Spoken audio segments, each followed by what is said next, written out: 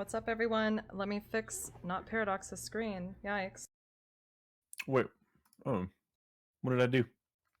No, I didn't have it clicked on you. What's up? And welcome to the Nexus Gaming Series Heroic Division Grand Finals Perfect Gyms versus Anti-Clown Association. I am Slexia, and I'm joined this evening by the one and only NotParadox. How are you tonight? Hello, everyone. I'm doing really good today. I'm actually really excited for this. I've been following NGS, mostly lurking on everyone's streams, and now we are approaching the grand finals, and I'm very, very excited for this. I mean, these are essentially the two best teams in North America clashing against each other in an all-out battle. So it's gonna be pretty awesome. I'm very excited. This is also best of 5, so hopefully we see a good amount of games here. Yeah, and what's crazy is that these teams have some history this season, not only in NGS, but in Division S. So they've beat Yeah. each other. They've both beat each Oh other. yeah, both teams have beat the other teams. We saw in as far as I mean they've both beat each other in either ways. One beat them in NGS, or one beat the other in NGS, and one beat the other one in Heroes Lounge. So they're Yeah. back facing each other. They know how each other drafts. They know how each other plays, and now how are they going to use this strategy to defeat the other team? Are they going to go with something weird that the other one hasn't seen, or are they purely just going to draft based off of what they know the other team plays? Yeah, I think that they are both so versatile that it's going to be a challenge to completely ban all of their weird strategies. The weird strategies that each of them have, but specifically perfect gems, because I've seen them pull some weird things out of their sleeve, but Anti-Clown Association is so aggressive and plays so well that they can really face any of that weird stuff. We've seen it. We saw it when Oh they yeah. beat Regen in the semis. Oh yeah, no, definitely. It's gonna be interesting. I mean, Perfect Gems, I've seen them play, and they play very clean. They play very efficiently. They tend to win in very similar ways every time. Now, on the opposite side, we've seen some interesting things. We've seen them Anti-Con Association win very early. We've seen them go very late. They tend to always get the early lead, but then it's whether or not how the game went. In the last series that we saw, Anti-Clown Association versus excuse me, I'm like tripling with the words, but we saw them go against Regen, and they actually had a lead in all 5 of the games against Right. Regen. The only 2 games that they lost were because of one quick fight at the end of the game. Right So at the very in order end. for them to push on further, they need to close out games earlier when they have those leads. But we are on to Volskaya, so Yeah. let's get talking about it. That is an Uther ban. Even after the nerfs, he's still being used as a bruiser. He's still being used as a main tank. Mal'Ganis, very strong tank. He only got a couple very small nerfs, but he is still there. He's still around, very powerful. It's a I would target expect to ban see, too. I mean, we have to note yeah. Vince is excellent. Also, Tall Midgets 1 saying ban Anna, certainly geared at Legacy for a target ban, which is typically the case, I believe, but there's a Johanna ban instead. By the way, Perfect Gems did choose this map. For those curious, we were unable to go over that. There's the Ana ban, but that's First like pick, Sylvanas is available, Deathwing's available. Usually you want to hold Deathwing a little bit later these days because he's strong, but he still gets countered. So I would say Yrel, I would say Sylvanas, I would say maybe something that sets up for their team. Maybe they just take away a specific tank. Any of those would likely be a first pick here. Possibly, I mean, I'm really leaning towards that Yrel just because we've seen Dude Abides play Yrel. He's very good. But I was gonna Vince say does pick up Vince his might pick up ETC. ETC here. Yeah, He is I like aggressive it. with ETC and really takes control of points, and they're so important on this map, whether it be one of the toy camps or the beacon point itself. But there is a Garrosh and a Raynor picked up. Super busted right And now. after the buffs for Raynor, he's very strong right now. And in fact, we've watched the Perfect Gems use Raynor in nearly every one of their games in the previous series because of those changes. But there is that Sylvanas I mentioned, and now it just depends on what they want to pick up. Do they want to get their solo laner out? Do they want to get a healer out at the moment? I think Decker's very strong right now. There's Malfurion's very strong right now as well. That new level 1 that he has allows him to pretty much keep 1 extra rejuvenation going at all times.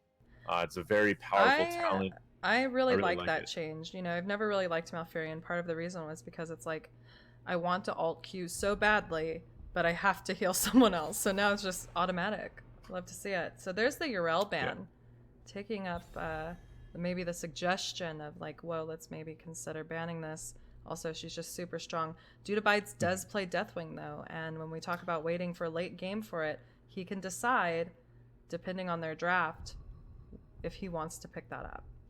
Yeah, and if it does get picked up, Dudabides also plays Leoric, so he can deal with that. The real challenge is, does Valimar take his solo laner early, or does he leave it for last pick?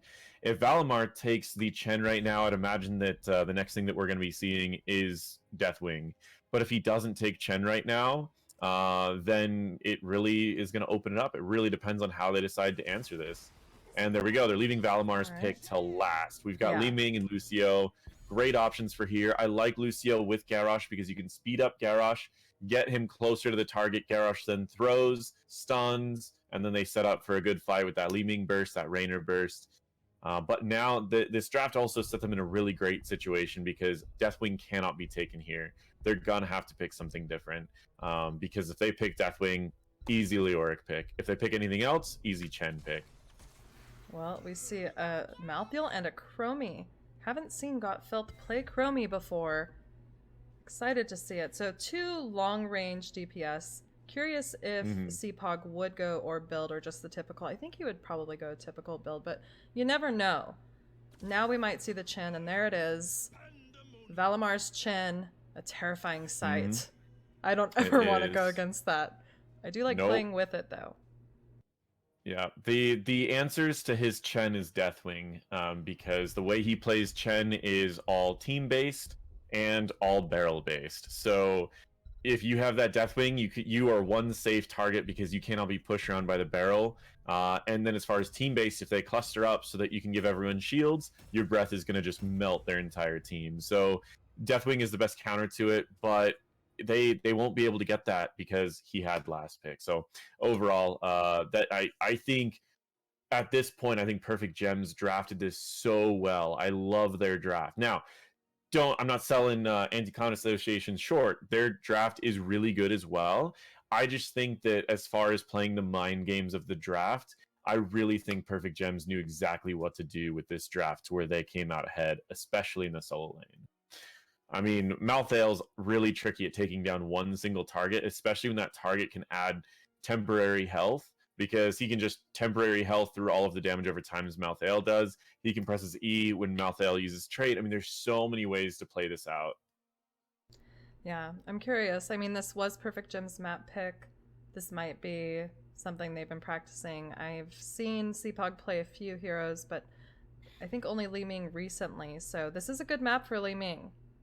Really is. Able to stand back and just throw in orbs, especially with the talent at level 4. Let me turn my volume up in game before we get to announcing.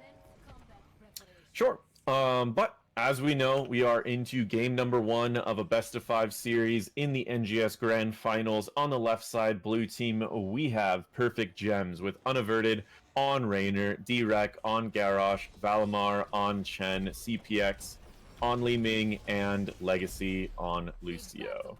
And on the red side, playing for Anti-Clown Association, we have my pal Vince on ETC, Quantum on Malfurion. Dudabide paused the game, but I'll finish. Kelsier on Sylvanas. I'm sorry, Dudabide's on Malthael, Gotfilth on Chromie. Alright, what's the pause for? I don't know what the pause is, and we are not refs, so we can't talk to them, so that's okay. We will just we'll hang out. We'll talk about the draft. Talk about some level 1s if they've been picked up. Some have, some haven't. One thing that I do think is kind of interesting is someone was asking. They were asking a different player actually.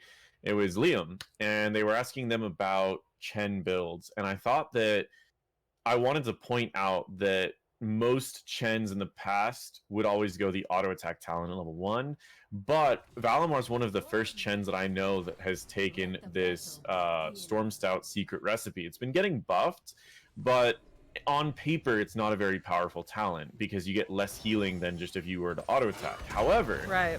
he's found that because he plays a very spell heavy playstyle where he hops in, throws some spells, and then just sits there and shields, he gets more time to get value out of this because he's not going to spend a lot of time auto attacking. So it's a really cool playstyle. I like it, and it just gives a little bit of a safer playstyle. And so I think that's really good. But yeah, I mean, this is Volskaya. If you guys are unfamiliar with Volskaya, most of you should know, but if you're unfamiliar with it, there is an objective that will spawn if you channel on it and control it. If both people are on it at the same time, it contests, unless one already has control over it. And if an uncontested one reaches 100, then you will get a protector, which will allow 2 people to get in and do a ton of siege damage.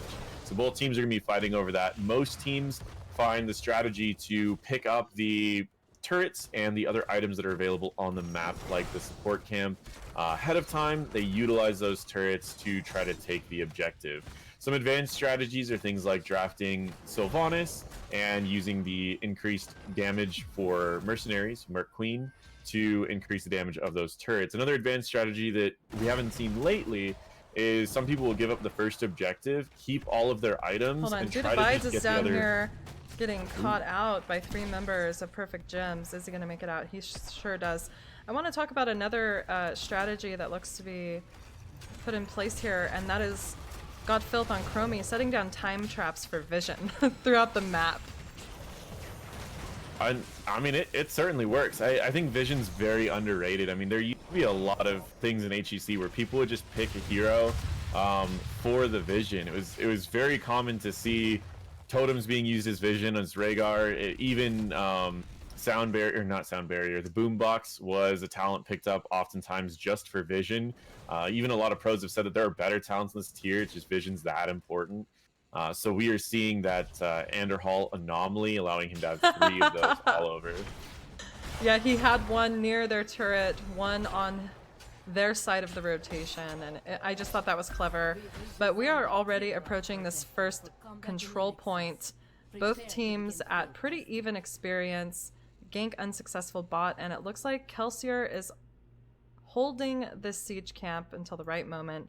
The same is being used over for the side of Perfect Gems and their siege camp. So Lucio rotating in with D-Rec, MyPelvins kind of zoning them out. Anti-Clown Association was successful in picking up that support camp, so they do have that going for them. Time Trap used on the Lucio with a root put down under it. But Lucio, having that excellent mobility, is just able to ride these walls here, and Quant getting tossed over by the Garrosh and taking so much damage, going down. The heal camp has dropped, but it's not enough, Paradox. It's not. And I mean, this is one of the challenging parts of... Sorry, he almost died to Dragon's Breath. Oh no. Yeah, one of the big things that's so challenging about going against Perfect Gems is how much they will focus down a support if they get out of position. And we've seen in the previous series, it is something that's a little common out of Quantum. He is a very great player, but he does play a very aggressive position, and if they can scare away My Pal Vince, then he's always in a position to get caught. And that's something that if you watch ACA, you know their aggressive playstyle, and you can pay attention to one possible way to counter them. And that's something that we're going to be calling out quite a bit this game, because we've watched a lot of both of these teams, and I know they've watched a lot of each other's games, and that's going to be something that they will be abusing this game, is looking at that aggressive playstyle and how to punish it. I did talk to my Pelvins a little bit after their set against Regen about Quant and his positioning, and he said he's just an aggressive healer. I mean, he definitely is. I mean, we've seen that. He's an amazing healer, but you can see he stepped in front of tanks right there, and it's not uncommon for him to do that more than once. Oh, the time trap saving them from the orb. That was really good. I was worried about that time trap, but it actually turned out really good. Yeah, God Filth is just placing these on cooldown wherever he goes. It's crazy. I've not really seen Chromie played like this before, but here comes Anti-Clown Association again, trying to take a stance on this point because Perfect Gems is at 98%. Roots put down onto Valimar, quite a bit of damage. Slowing Sands, not Time Loop or Temporal Loop used, and Valimar is absolutely dead. Dudabyte's taking a lot of damage, having to back up, and D-Rack is at about 150 health, and oh, Gotfilth got the kill. And this is going to be channeled by Anti-Clown Association for a bit. They're all out of toys to use, dropping both turrets in that fight. And death timers are still low, so it's not 100% theirs yet. What do you think? It's going to be a back and forth, I think. I mean, both of these turrets will be timed out by the time they take another fight. Levels are still very even as far as experience goes. There is a support camp available, but since everyone is up on both teams, it's just going to go right back into a contested point. But this time around, there won't be any turrets to assist for either team. So both it's going teams to at come down 99%. Time Trap just placed in the middle. Legacy trying to zoom around and get some healing onto D-Rec, who's taking quite a bit of damage from Dudabytes. Time Trap used to save my Vents, and this slowing Sands is just oppressive here, and this Dragon's Breath is also just doing so much. But Dudabytes actually goes down here, and two members are rooted. Face Melt kind of knocks them out of that, and Quantum again here is dead with unaverted, with was at less than 50 health, stepping back, and this is going to go over to the side of Perfect Gems. It is, and it always makes me wonder sometimes when there were 3 moments there where someone was at about 10% health on the side of Perfect Gems, and Lucio was able to keep them just right up there and keep them alive. There are 2 different heroes on the side of Anti-Clown Association who could have gone with reduced healing, and the longer this game goes on, the scarier it's going to be. Especially since one of those heroes was Garrosh, who also heals more the lower health he is. So if you ever want to kill Garrosh against that team comp, that reduction of healing would have been very, very important. Well, this Protector is headed top lane, surely, to get the usual well and wall before it dies. It's not very healthy. I mean, it is a level 10 Protector, which is stronger than the usual first ones. Kelsier's taking quite a bit of orb damage, just trying to poke it down, and my Vince is rotating in kind of aggressively underneath with a flank. Sliding in onto Legacy, but looking to really get behind the two in the Protector, and Taunt is used onto Quant. My Vince coming in, and that Break It Down was used at the exact correct point because that was about to be a death onto Garrosh. Oh yeah, and again, he got down to 1% health, pressed W, survived. There are 2 different heroes that could have lowered his healing, but that's okay. That's something that everyone has their different opinions when it comes to talents, but it does make me always concerned when I see things at this level of play and there's areas where you can see kills that are being missed.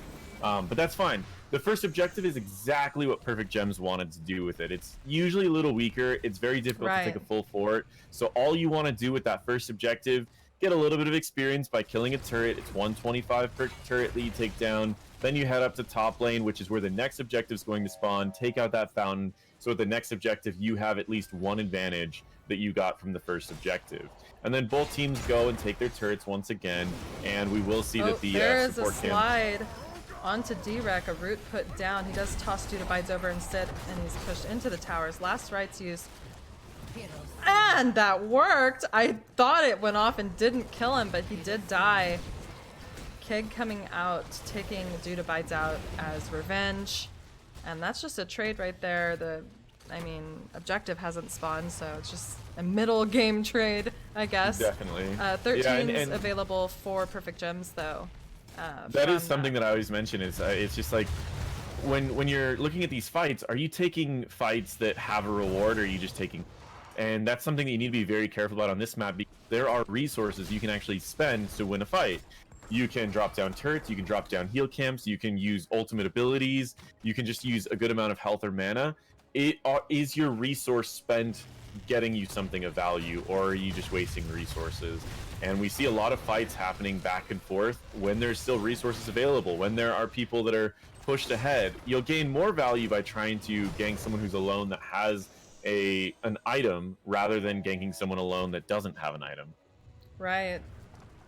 Well, bottom lane, it has 4 members of Perfect Gems. Looks like they're just making rotations all over, not necessarily just mid-top. They're just almost just owning the map, looking for picks, regardless of what resources are used for what reward. And here's MyPal getting taunted, thrown into 4 members, and Legacy is constantly attacking him on the Lucio, and Chin comes in and just melts his face. And I mean, it's rough. At the moment, it's 6-3, but I will say props to Anti-Clown Association. They're keeping up with experience despite being down those 3 kills, being down that first objective. They are still keeping up in experience. It's one thing that they do so well that we've seen so many times over, is how well that they can keep that experience lead. And in this case, while they don't have necessarily the lead, they're keeping up because they are so good at that macro that even when they hit these fights that they might struggle in, they're usually still either equal or ahead. Absolutely. And D-Rec on the very corner of this point has channeled 44%. Dudabites has taken a stance. And now it's going over to Anti-Clown Association. Turret camps are still available, and it looks like Perfect Gems is rotating down to get theirs. Both teams leaving the control point. Yeah, seeing 5 people, I would almost try to go to the support camp really quick, or possibly even the opponent's turret camp. This is a really good play by ACA. I think this is solid, but at the same time, look, 16s are approaching. One of the most impactful talent tiers in this game will be this level 16 tier, and the fight, I mean, they could try to force it, but ultimately it's going to be rough. Control point's at 75%. They're basically giving it at this point. They are. I mean, it's level 16s. You kind of have to. 100%. They will be picking up some extra turrets. Now, seeing all those turrets on the side of a Merc Queen is going to be very, very powerful. But without having 16s, this one can take whatever it wants to. Second objective of the game, yes, you can prepare for the third objective, which is at bottom. But what most people do is they just try to get huge value on this second objective, which means most people take double fort and then head down to bottom and try to open up the wall so you can grab that on your own. Teams that are really far ahead will go straight to a keep in this situation, but honestly, neither team is that far ahead. The Mosh interrupt. MyPal slid in, and Legacy is caught on the wrong side of this dilapidated fort, certainly dying. There's some weird fight going on top where Quant died also. I didn't pick that one up, but I didn't even know where he went. He was out there. I'd imagine that he got... And so, yeah, that kind of put a stick in the spokes of just pushing with this. It has 27% left. They are rotating bot where the next objective will be. But with their healer down, they really just kind of have to play safe and probably get the well and peace out. They might be able to get a little bit of the keep, but I highly doubt it. Yeah, they're definitely over. But Vince is already sliding in. He still has that heal camp if he needs it. And they're just here to protect this keep. A little behind in XP. Siege Camp is available for Perfect Gems, and it also looks like Perfect Gems... Never mind. I was gonna say it looks like they stole Anti-Clown Associations, but that they took their own camp. My bad. Yep, that they did. They just grabbed their own camp really quick, and as far as the rest of it, it's pretty open. I mean, the great part about this situation is, again, look at that experience. They're keeping up. They're only down by about, I would say, a third of a level, despite being down, once again, those 3 kills and also a full fort. They've lost 2 objectives, and they're still in this game. One of the big challenges about Here's a Storm is if you make it go past level 20, the level 20 talent tiers are so powerful that you essentially turn this game into a coin flip. One team fight win. If you can wipe a team, the death timers are so long that you can take an entire fort, half a keep, or an entire keep and end the game. So that's one of the big challenges, is if either team could open up a keep at this point and then get to level 20, it's still their game if they can even win one fight, which is what it's looking like this game is going to come out to be. Neither team was able to close it out pre-20, and it looks like both teams are looking at the support camp. Are they going to be able to take it before the other team can see it? We will have to see. Dudabides is approaching 3 members, getting flanked beneath by Valimar. Cleanse is used on him with MyPal coming in from a flank side over here, and that barrel, the keg was used, or the time trap was used to stop it. Was about to do quite a bit. A decent answer to keg. Keg is a very powerful ability. Valimar is very good at it, but I mean, if they could just trap it every time. My pal Vince look getting at Vince. just wrecked. Couldn't even drop the healing camp. That is picked up and dropped, rather, by Perfect Gems. Valimar time trapped again as he tried to be aggressive, but they did get that turret. Paradox. So I do want to point out really quick that as far as items, that support camp was picked up by Gotfil. So they didn't necessarily lose it. They were still able to keep it. He was able to pick it up with the quickness. I believe so, yes. Excellent. So they still have that, but with that fort being down, again, that opens up another option to close out this game. If they can just wipe once, or if they win this objective, being ups 20-19, then they could close out this game too, because the later the game goes, the Protector gets very tanky. In fact, around level 20, the Protector has more health than a core. So you need to keep that in mind, especially since it will also have armor available, making it have more effective health than the core by a long shot. Siege camp was sent out by Anti-Clan Association top. This point is ready to be channeled. ACA will not step up until they have 20, certainly. Siri thought I was just talking to her, my bad. I had to stop because she was trying to talk. She was trying to cast. Oh no, Vance! Gets tossed and taunted, but D-Rack taking so much damage. Doesn't have to worry about it because Unaverted was able to take him out. That is a tank down for 55 seconds, and Chen is standing on the point, and this keep wall as well as towers is being assaulted at this point. Can they come back from this? Sure. Certainly. But it's going to take a massive team fight. A massive team fight in the favor of ACA. Oh yeah, they pretty much have to full team wipe twice to win this game. In this current stage, they need to wipe the entire team twice, I don't think and they can still win. Wants to wait. Valimar coming in again with that wandering keg.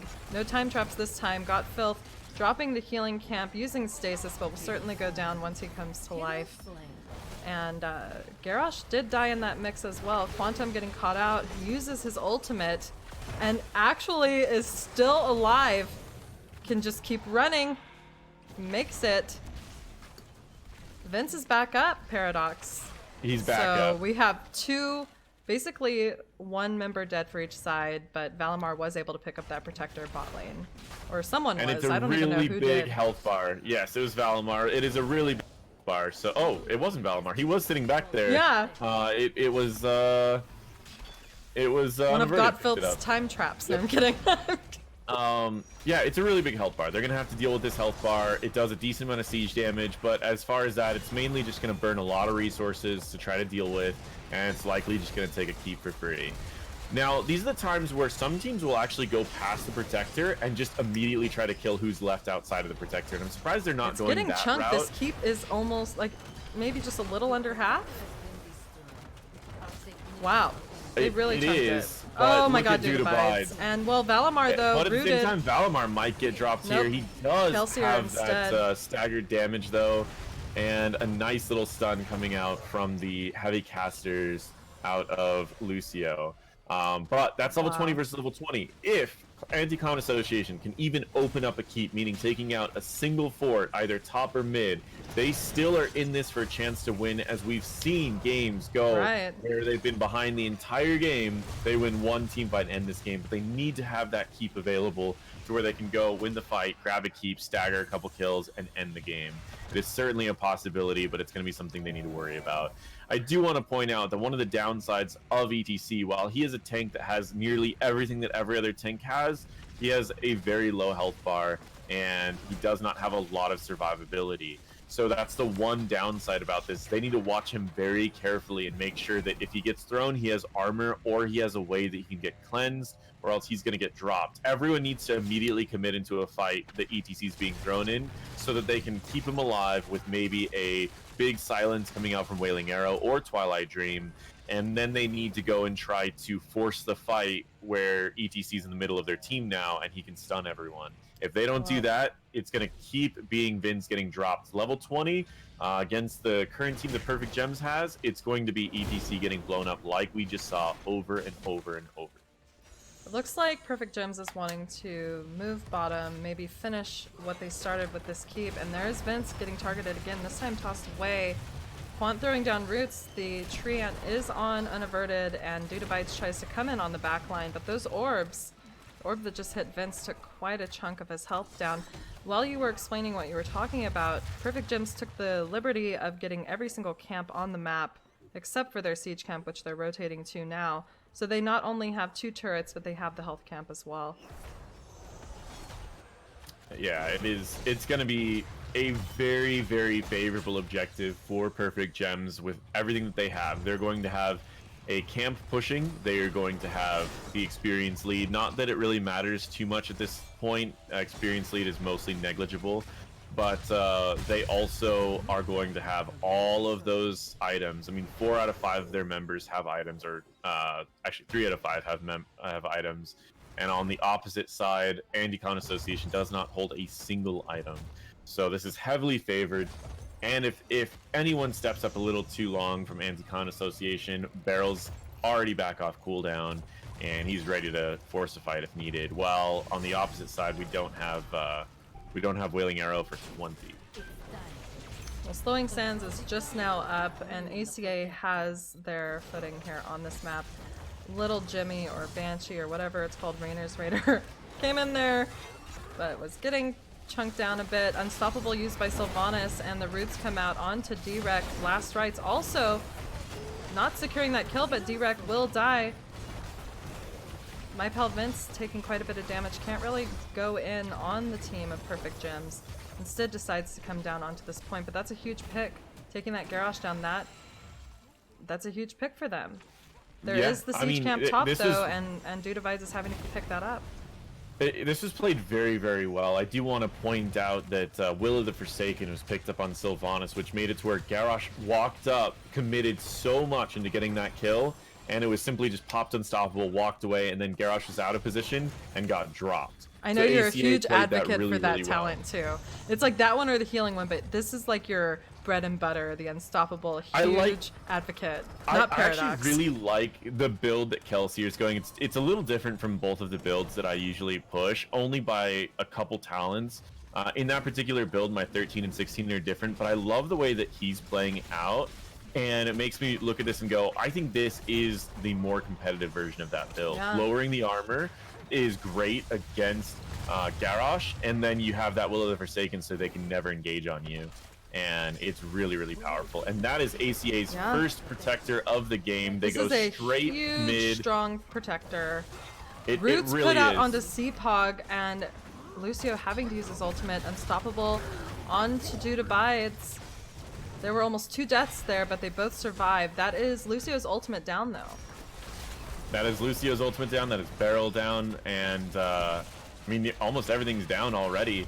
And this is still a very healthy immortal, or not immortal, protector. And the thing, this protector right now is 35,000 health. That is more than the core has with its shield, and you can't forget that it still has 10 armor available. So this is going to be an interesting fight. Here. He does have a turret in hand. Will he use it? He uses a time trap, or stasis on himself rather, and he is at about 239 health. They're having to back up here. With Malfurion being in the protector, it does get a little tricky. This is a strategy the higher level teams will do, is they'll put their healer in while everyone's at full health, and they'll start pushing. When people start taking damage, they'll pop their healer out and they'll throw in either the soul laner or a damage dealer into the protector so that you're good again. So Perfect Gems played out this protector really well. They did what I said earlier, is that some people would engage past the protector and try to force a fight. They engaged past the protector, did a lot of damage, and then we had Anti-Con Association swap the healer and the other one. The last rights onto Valimar. Not successful, but Valimar does have to back up with about 350 health. They were able to get mid and top fort. This protector has 16 seconds left and it's at 28%. I know that they did swap out, but I feel like they could have done a bit more, but with Got Filth taking so much damage, they had to back up a little bit. I would have still pushed a little bit, maybe on a keep wall or something. It's so powerful right now. But their core is exposed, you know, from the top and bottom. And they know very well that Perfect Gems is right here taking these camps. It is their go-to strat. They just have this clockwise rotation around the map, just camp after camp. And I mean, the challenge about pushing too far with it is look at who they're going against, right? Lucio is one of the hardest things to run away from. And then you also have that Chen, who's also very difficult to run away from. A friend of mine calls Chen Fat Illidan because he just keeps hopping on you over and over and over. Most annoying hero. My pal Vince getting thrown over and taking so much damage. He did use his blink, it just was not enough. And there's Last Rites onto D-Rex, so that's both tanks down, but that's actually 3 members that did die from ACA. Malthiel did return and Filth got down. It just leaves Chromie and Malthiel here. And this is possibly a call for core.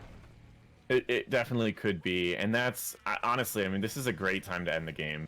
There are only 2 people up. One of them only does AoE damage, which can be prevented all by Chen's AoE shield, and the rest is on Sylvanas, which if they can take out this Sylvanas here, it's going to be very easy. It looks like they go straight for Malthael, drop him, and Sylvanas is too low to contest, and this looks like it's going to be game number 1 in favor of Perfect Gems. This went back and forth quite a bit between the 2 teams. Next one that's alive is 15 seconds, and they will not make it. There's no way. This is 26 minutes into the game here. Game 1 in a best of 5 of the Heroic Division Grand Finals going over to Perfect Gems. GG. And let's do this. Let me update the score too. Yeah, work on that. We are in Cursed Hollow, guys. Cursed Hollow. And the thing about that is this map encourages a lot of stuff. First of all, we see a Samuro ban because Samuro's annoying and he's like mini global that does like 1,000,000 damage. Yeah. So the thing about this map is it encourages globals, but at the same time, it's a map that is team fight heavy. And it's a map that you can still do a little bit of double soaking, which discourages globals. Usually you have the maps that are double soak heavy that you don't want globals on because they don't have real mounts. And then you have maps that you will be needing a global and you'll try to run like a 1-3-1, which happens a lot on Cursed Hollow. You run like a 1-3-1. And so I would expect to see a global here, maybe a Deathwing, because he can also interrupt the channels. We do see the ETC ban, but this was actually from ACA. Right. So because there's only a 30-second delay, I don't want to get too much into the strat, because maybe Perfect Gems hasn't done their homework. Also interesting, Ana being banned, because I think that is the other healer that Quant plays. It's like Malfurion, Ana, Rhaegar. So what you're saying is that you believe that Perfect Gems would stoop to the level of listening into the stream and wow, you're adding me so hard right now. Is that what you're saying? No, I'm just messing around. NotParadox. I don't know what to say to you. No, we had this in another thing where there's an event we were doing that wasn't there was no delay, and someone was mentioning a boss, and I was like, don't mention the boss. I was like, it's sneaky. We're gonna ruin the sneakiness. But no. It's like if there's a pause or something. All right, so Perfect Gems picks up Falstad. Now I can talk about the strat freely. Now that you're done flaming me, here I go.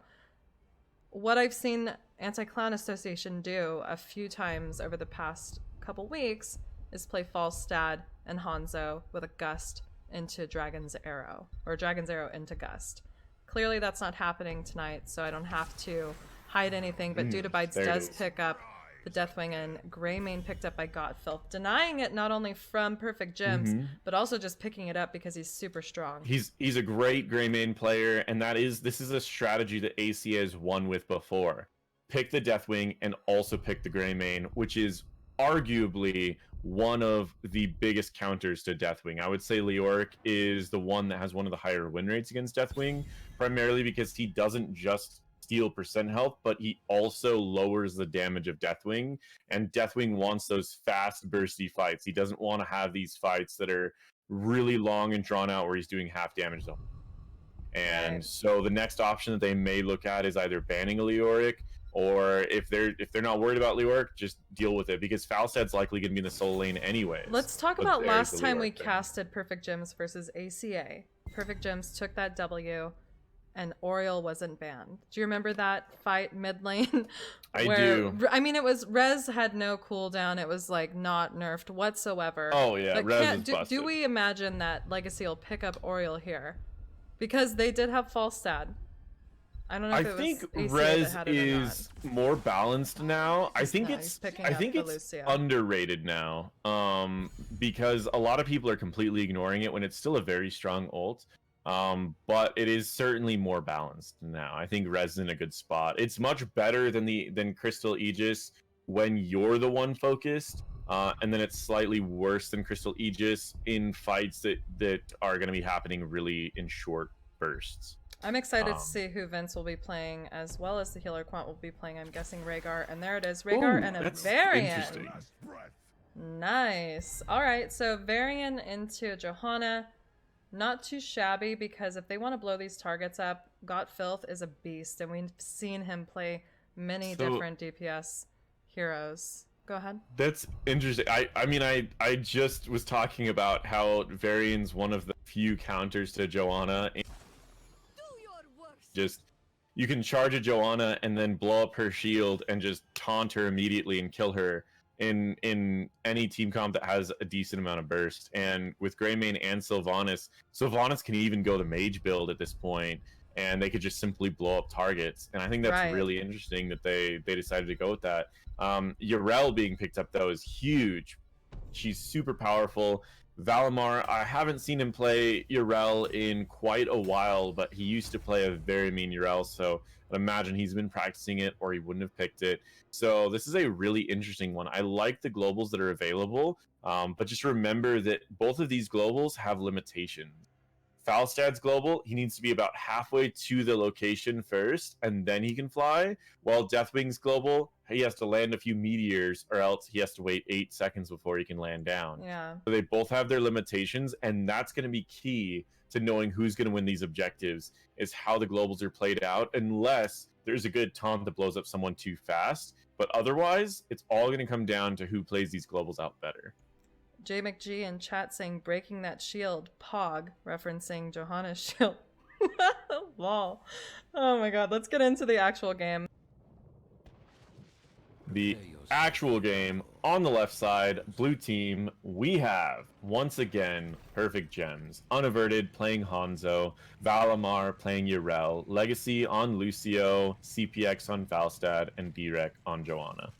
And on the red side, playing for Anti-Clown Association, we have my pal Vince YHing over here, or ZY, whatever you have mapped, on Varian. Kelsier on Greymane, Got Filth on Sylvanas. They swapped. Kelsier's on Greymane, Dudabides on the Deathwing, and Quantum on Rhaegar. Game 2 in a best of 5. Let's go.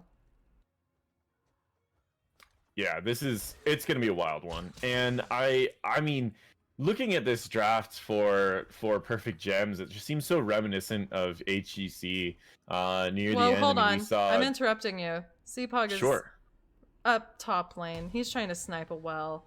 Dirty well sniper. Dirty well sniper! He can hop right over, so they have to defend against this in the right way. And if they rotate the wrong way, which they are, D-Rec can stall them out. Now, he can use his global to get away, or he can just dash right through and stay up there. He's gone. It's gone. The well's gone. Quant's taking a lot of damage. Dirty well sniper. That is a cheesy strat. This isn't exactly a map that it's too effective on, but it certainly is, because we have that first objective is going to be right there. For that. Hold on a second. Vince, you can't make this up. You know what I mean? You can. Everything, like, I noticed they were rotating weird. Hard.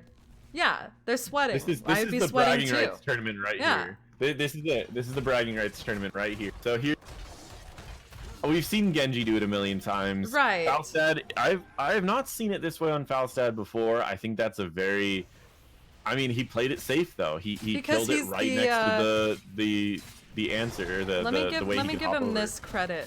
He is the #1 dirty well sniper in A, and his strategy is being perpetuated throughout all leagues in this game right now, even though it's been used before, you know, in the past by others. Anyway, we're here at this middle fort, and ACA did disable the towers with their bruiser pushing in. They got that immediately after the tussle top, after their well was sniped.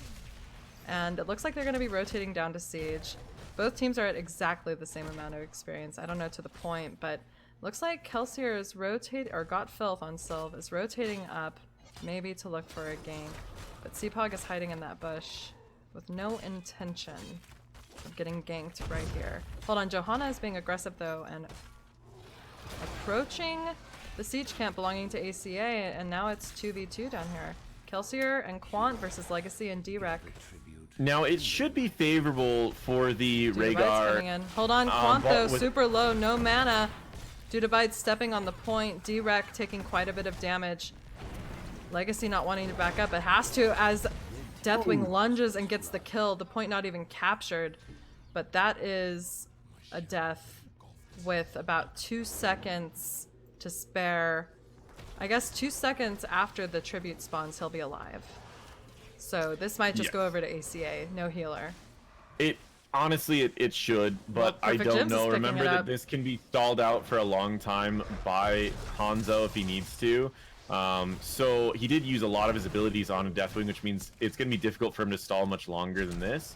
And we can see that Deathwing is doing whatever he can to try to stop the stalls, and that's it. ACA took the first objective. I honestly think that Perfect Gems thought that they could stall it longer. We even had the Joanna do a quick blind, just wasn't enough. ACA played that out really well, but again, taking quite a bit of damage from Vince. Nothing happens there. Go ahead, I'm sorry for interrupting. No, you're fine. Interrupt me whenever. Again, I just want to point out that this is kind of what I said, ACA, that's all they needed to do was they don't need to make a major play. If they play consistent, Perfect Gems will eventually make a mistake, like we saw down in bot lane near that camp. That is something that is just naturally going to happen as long as they play consistent. ACA is great at playing consistent, but they do get carried away here and there. And this is a team comp that they've played before, so they can just play the consistent play style of this, honestly. Essentially, Perfect Gems has taken the team comp of ACA and is using it against them on this map. They're familiar with how to play Perfect Gems comp, because that's actually ACA's comp. And here's a fight with the tribute available. Seapog is trying to channel it in the back, but dude is stuck here taking too much damage to live. Dude is dead. Rest in peace. He passes right in front of our very eyes, as ACA would say. My Vince taking a lot of damage, but not too much. I'm really enjoying seeing this variant, honestly. It's a really interesting one. It's gonna hit his real power spike against their team at 13, right? Because then he can just press one button and immediately cancel. Bottom lane. Urel jumping onto him, knocking him back. Legacy doing as much damage as he can, and not much cheese was acquired down there bottom lane. That tower did get a little chunked, but nothing successfully fully taken, and he was successfully ganked. So I imagine both teams are looking at their camps. We have 32 seconds left on Siege for ACA, and Perfect Gems picked theirs up, so we know that they have their eyes on the camp belonging to ACA whenever they can possibly get it. So ACA is going to have to be aware of that and constantly checking their camp exactly when it's up. Got filth here on the bruiser. Seapog deciding to back up. And this next curse is available. Unaverted taking so much damage though, and Quantum also just dying. There in that engagement. Back and forth there. This objective they just have to give up. But the great part about giving up this objective for ACA is that they still stole one objective away, which means that because they stole one objective away, they're perfectly fine. They can give up one objective and it's not going to hurt them. They are down level 10, so they don't even want to fight this one at all. No, they don't. Level 10's picked up. Looks like we do have the Gust Dragon's Arrow combo, Blessed Shield, and ACA picked up their siege camp. Boss posturing here for Perfect Gems as they do engage with it. Looks like ACA is going to do the same. Deny that from the other team. They basically just have to do the same macro objectives at the same time, depending on the cooldowns, or else the other team will steal it. You know, if they don't, then they're going to catch them in rotation to doing it after they successfully get their own. So this is the right call for both teams. Johanna going bot to clear that siege camp, and Seapog is top with a rotation on him, but he's able to make it out. This would be a curse for Perfect Gems, so ACA is going to have to stay in this top lane. And they should be able to do pretty good at this, and just remember that there is a boss down at the bottom lane, so this is going to be something that ACA wants to clear up quickly. The faster they can clear this Deathwing hiding in a bush, Does not seem like it's actually hiding, but they walked Right. right past Deathwing because he's apparently somehow hiding in something He's that's the size of the smaller map, than but his hidden. toes. Yeah, literally like he can't even fit his toes in that bush, Ooh, but somehow D-Rec he's was hidden. taunted. Cleanse used on him after that taunt was successful, and Kelsier is still looking to go in. The silence coming out and the fear allows Johanna to be taken out, and there is the Dragon's Arrow, followed up by the Gust with Valimar getting in the middle of everyone. Quantum taking so much damage as MyPelvince tries to stay alive, but due to Bides on this Deathwing is just lunging and clawing at the blue team, and Seapog does go down. That's the Falstad dead. That is the Johanna dead. And this is being played very well by ACA. But, oh, there's the taunt and the blow up that we were talking about onto Lucio. This will not be a curse for Perfect Gems. And Hello. and that's the thing, is it's like the challenge about going against a taunt blow up combo is you think, oh well, all we have to do is pick high five, except for when he's the one that's taunted. Also, high five still has a travel time, right? So there's a good chance the target is gonna die before high five even lands. At the speed that Kelsier and Got Filth are following up, they're gonna get those kills. And we saw MyPelvince, he waited until the shield was over with Johanna. The cleanse, I mean the unstoppable was gone. Quick taunt took out Johanna, and that's only gonna get scarier post level 13. Yeah. So we do see quite a bit coming out from these teams, and we are approaching the curse on either side, and it all comes down to who wins this objective. Level 13 is gonna be a hair faster for Perfect Gems, but level 13 should be picked up for ACA by the time this objective gets rolling. 2 seconds left. There is that wave mid. Bruiser Camp pushing into it. Siege Camp pushing top for Perfect Gems. And here they are. Here goes the fight for the curse. Quant trying to channel a little bit. Poke for days from Unaverted. Valimar anchoring in this bush, jumps in aggressively. And it's still just like a wait and go scenario here. Dudabites flanking from beneath. Seapog waiting to come in. Waiting for all cooldowns to be off of cooldown with ultimates. And we have 1 second left. He's looking for the right positioning. D-Rec getting chunked by Sylvanas. Valimar still coming in back here behind Vince. He decides to show Valimar who's boss with a little E action, but Kelsier getting caught out quite a bit. This might be a good time. Oh, nope, not a good time to come in. Seapog's just waiting for that gust, and there it is. Dudabides waited for the gust too and came in with his Cataclysm. So much zoning damage from that Cataclysm. Cannot allow Perfect Gems to come in and kill them. That was excellent. This is unfortunate for Perfect Gems as 3 members are down. Dudabides sacrificed his life for ACA to get this first curse. That was an amazing strategy. Like, okay, he's waiting for Gust. I'm gonna wait for Cataclysm. I'm gonna put this right across where they want to cross over and kill my whole team.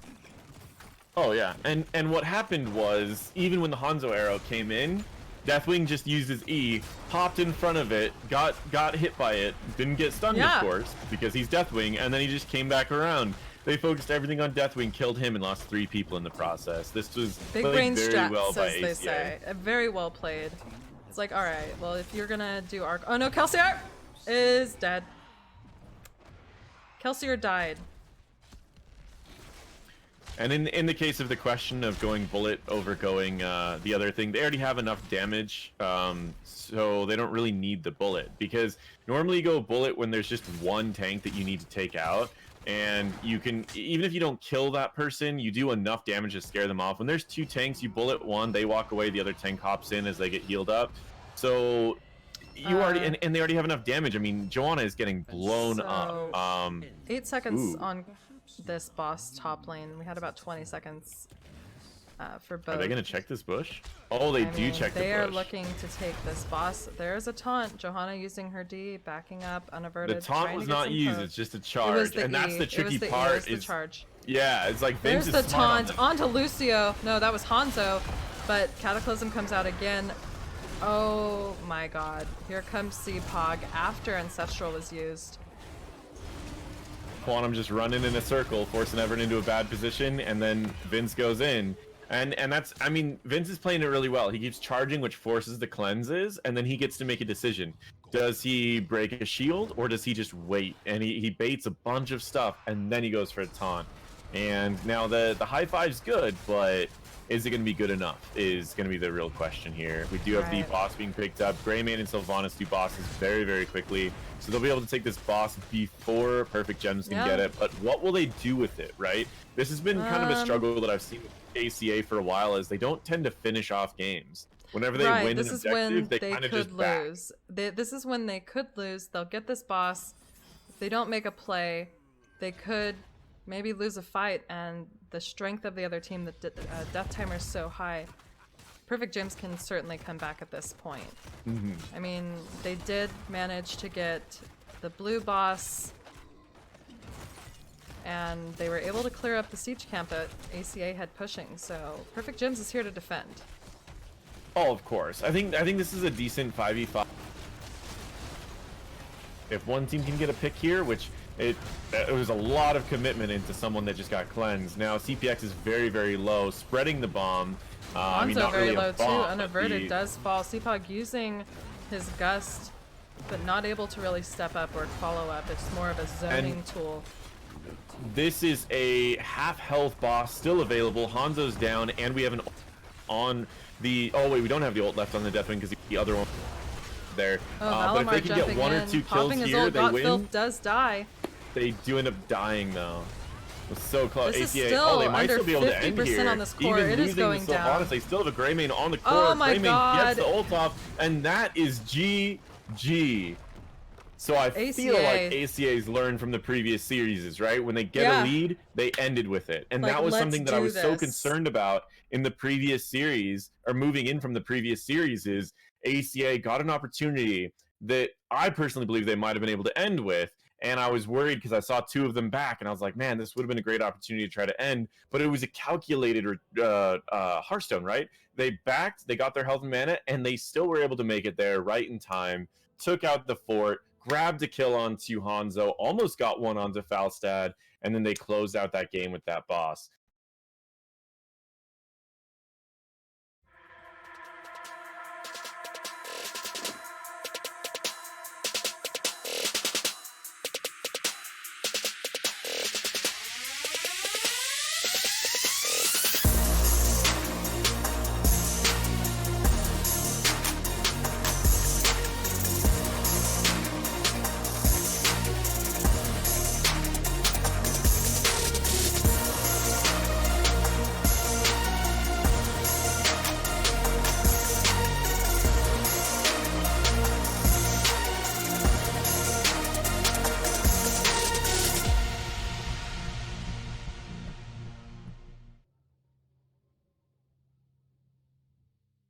I said ready.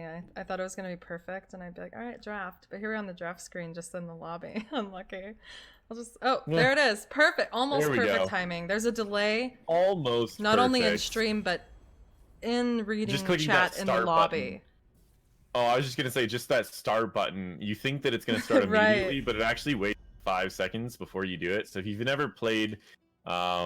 if you've never like hosted a lobby for a competitive game or just a custom lobby, clicking that start button's always on a delay.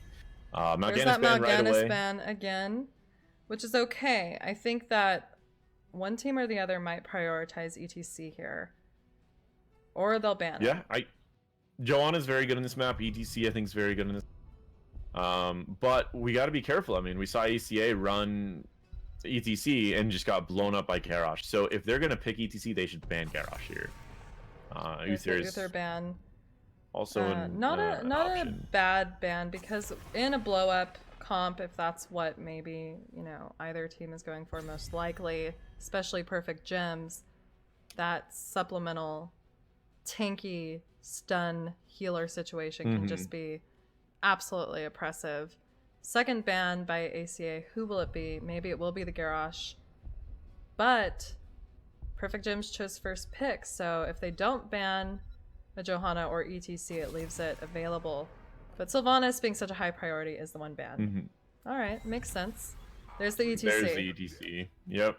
Now Johanna's available, or they could just go straight for burst and just blow up the ETC. They could do Varian again. Can ACA do what Perfect Gems did to them when they tried to play ETC? Therein is an option that they can use against ETC, or they could still run with a variety of other burst tanks. I mean, Diablo is going to be available. He can lower armor by 40%. We also have, I mean, I don't know. It's up to them. They decide pick up the Johanna and deny, but also select the Kael'thas, because as we all know, CPOG does like a good Kael'thas. He plays Loves to pick him up mean on this Kael'thas. map too. And he does, yeah. It's a good map because you can collect a lot of globes and get a huge shield in case someone decides to jump on you. You're like, nope, I have a shield that's bigger than your health, and you pretty much just get swapped I have away a shield bigger than your health. Well, there's Vala Malfurion this time, selected by Legacy. So we're looking for a slide, a root follow-up, and a blow-up. This is also looking a little bit. I would imagine ban here. Because you would imagine what? I'm sorry, you cut out. Sorry, a Tassadar ban here, only because this is that. But we've speculated this before, and then it doesn't get banned, and they don't pick it up anyway.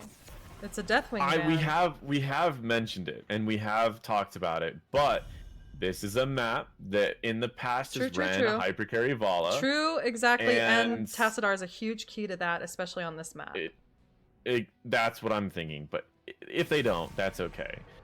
Because we've seen teams fail to run this before, and it might not be something that Unaverted wants to run, as we've speculated with Perfect Gems before, saying this could be the Tassadar game, and then they don't bring out the Tassadar. So it's still everything's up, and honestly, I don't even think CPX plays Tassadar. Yeah, I was just looking and seeing who Valimar doesn't, CPX doesn't. I think Valimar would rather they just can play always swap. Pen, honestly, they could always swap. There's Junkrat, Deckard Cain, excellent on a potentially banned skin.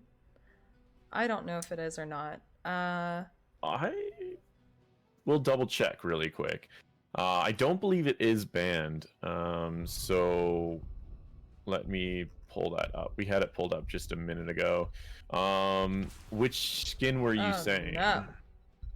Samuro picked up the all green. The green Deckard one? Yeah, alright, yeah, so there's no, Jaina. Not banned. We're good. A staple to any Tomb of the Spider Queen game. Throwing down blizzards, collecting globes. It's just ironic that that's what Kelsier wants to do as well on that Kael'thas. So it's a globe battle here. But obviously for Jaina, it stops pretty much after the globes are acquired, and Dudabyte's picking up his Urel. Alright, so Valimar picking the... How do you feel about the Samuro here? It's such a small map. It's a small map. I mean, it is a map where I've seen people in the past use Samuro to triple soak lanes, but I don't know how easily that is to do anymore because the clones don't last as long. But it was something that people would do right at level 10. They would triple soak lanes, and then everyone else just sat in one lane and pushed all the way down, which was the top lane, boss lane, and they would just push all the way down. It's kind of a mini Lost Vikings, then you have a little bit more of an efficient hero, because if a fight starts, it's a 5v5, right? And most likely you're going to try to stop the Samuro, so it'll most likely be a 5v3. You wipe a couple people, you grab a boss, and you end the game. That is a possibility that they could do at any point. I don't know if that's a strategy that's still viable with the current duration of the those clones, but it's up there as something that they can do. Otherwise, I think they might just be doing it for damage, because Samuro does quite a bit. Damage. He's really just annoying to deal with, especially if you focus on him and he swaps. It's like, what a waste of time, what a waste of cooldowns. I don't know. But we're going to get into this. Chat, if you'd like, let us know who you're voting for, or who you're rooting for this game. Let me click on the correct overlay and zoom out for us to introduce these teams. So, on the left side, once again, we are on game number 3, 1-1. Blue team, Perfect Gems, Unaverted is playing Vala, D-Rec is on ETC, Valimar is on Samuro, CPX is on Jaina, and Legacy is on Malfurion. And on the red side, playing for anti-clown association, Kelsier on the Junkrat, Quantum playing the Deckard Cain, My Pal Vince on Johanna, Dudabytes on Urel, and Godfilth, they did a swap, I believe, maybe not, on the KT. Alright, both tanks meeting down here mid already in this bottom bush. A trap toss down to assert dominance. Got Filth face checking it for fun. And here we are. So, starting off, looks like, honestly, both teams are just playing the safer route. They're collecting gems. They're not doing anything too crazy, making sure that their team gets the globes that they need. Remember, as far as Perfect Gems goes, they have 2 different globe talents. We have Prog Rock and Fingers of Frost that both need to get done sooner than later. Looks like D-Rec was trying to stall the rotations a little bit, but wasn't really able to stall the rotations, but he also didn't risk a lot either because still at full health, doesn't really need to worry about that. Joanna is taking a bit of damage, but for the most part, it's only hitting the Unstoppable. Ooh, but with using that Unstoppable too slide. early, there's a good chance that My Vince will be taken out. Got one nice potion right there, but is that going to be enough? That one more auto attack taken is out. Unaverted is just being relentless in the attacks. And Hungering Arrow pinging off of Johanna with non-stop auto attacks definitely has to be looked at in the future. And this is something I noticed. You know, they're making very aggressive rotations on the side of Perfect Gems, going from mid to top, rotating on the side of ACA, hoping to catch them out, and that's what resulted in that death, that first kill of the game. Bruiser Camp looking to be picked up, already almost completed by ACA, and Perfect Gems is working on theirs. D-Rec and Seapog turning in their gems top, and Valimar has a decent sized wave pushing bot, well, or rather, I said Valimar because of URL. Due to Bites has a decent sized wave pushing. That's gone. Yeah, and this is one of the tricky things about this about Joanna in general is there's a few streamers that have been kind of pushing where you should always hold your ground when you are pushing into a wave because people are going to attack you, and you might as well reduce all that damage. Except for the problem is you're losing your only escape. And Unaverted is punishing that very, very hard. You lose that escape, and you are going to take so much damage that you'll likely just die. And that is one of the challenges about playing Joanna that way. Is there is a very specific playstyle that was ran in HDC that's kind of fallen away since HDC because no one's been punishing Joannas for playing that way anymore. And it's like, we looked back at Ishbu during HEC and went, he played this specific way every single time and was almost never punished for it. Ended up having the highest Joanna win rate in HEC, and that build has disappeared. No one plays it anymore. And it's always surprising to me that whole playstyle is gone. It's like always bizarre. But that being said, we do see Vince playing a little bit more careful, but with him playing more careful, that made it to where Kael'thas was out of position.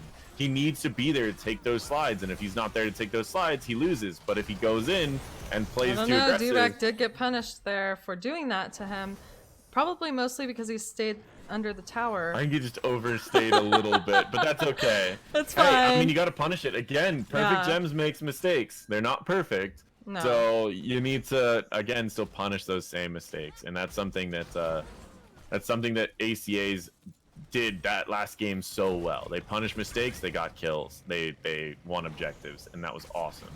But in this case, it looks like the first objective is possibly going over to Perfect Gems. They're looking for this turn in. They have 42 out of 50.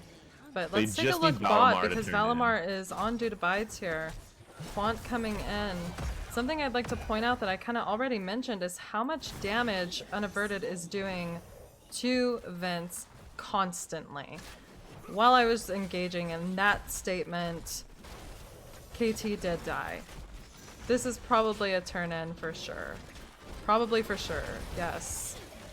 As Kelsier goes down on that Junkrat. Yes, with a different phrasing of words, but yes. Probably for sure. I mean, honestly, this game's gonna have a huge shakeup at level 10.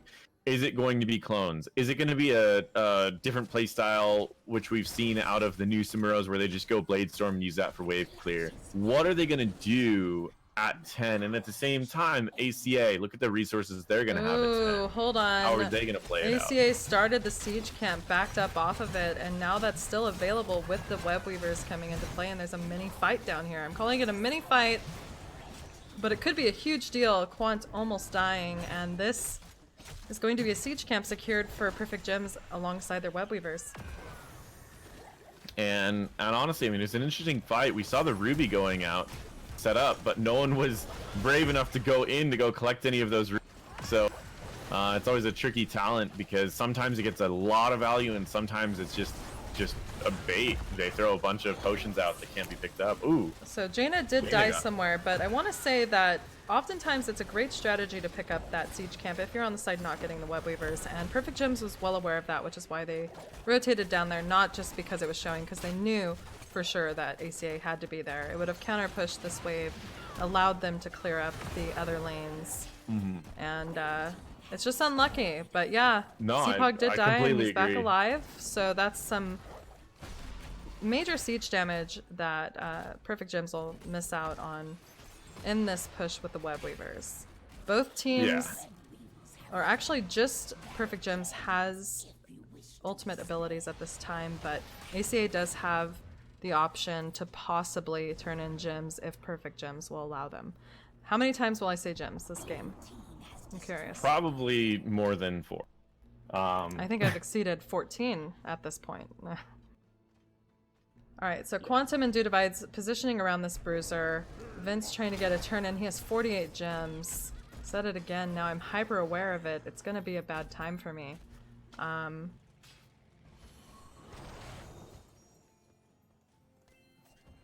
Alright, Bruiser getting picked up. The 13 Valimar has getting turned in top, and Perfect Gems is also rotating to their Bruiser. So this is one of those times where we're on even talent tiers, and one pick can just cause a ruckus. Vince is down here trying to turn in 51 gems, but D-Rec was in the bush the whole time.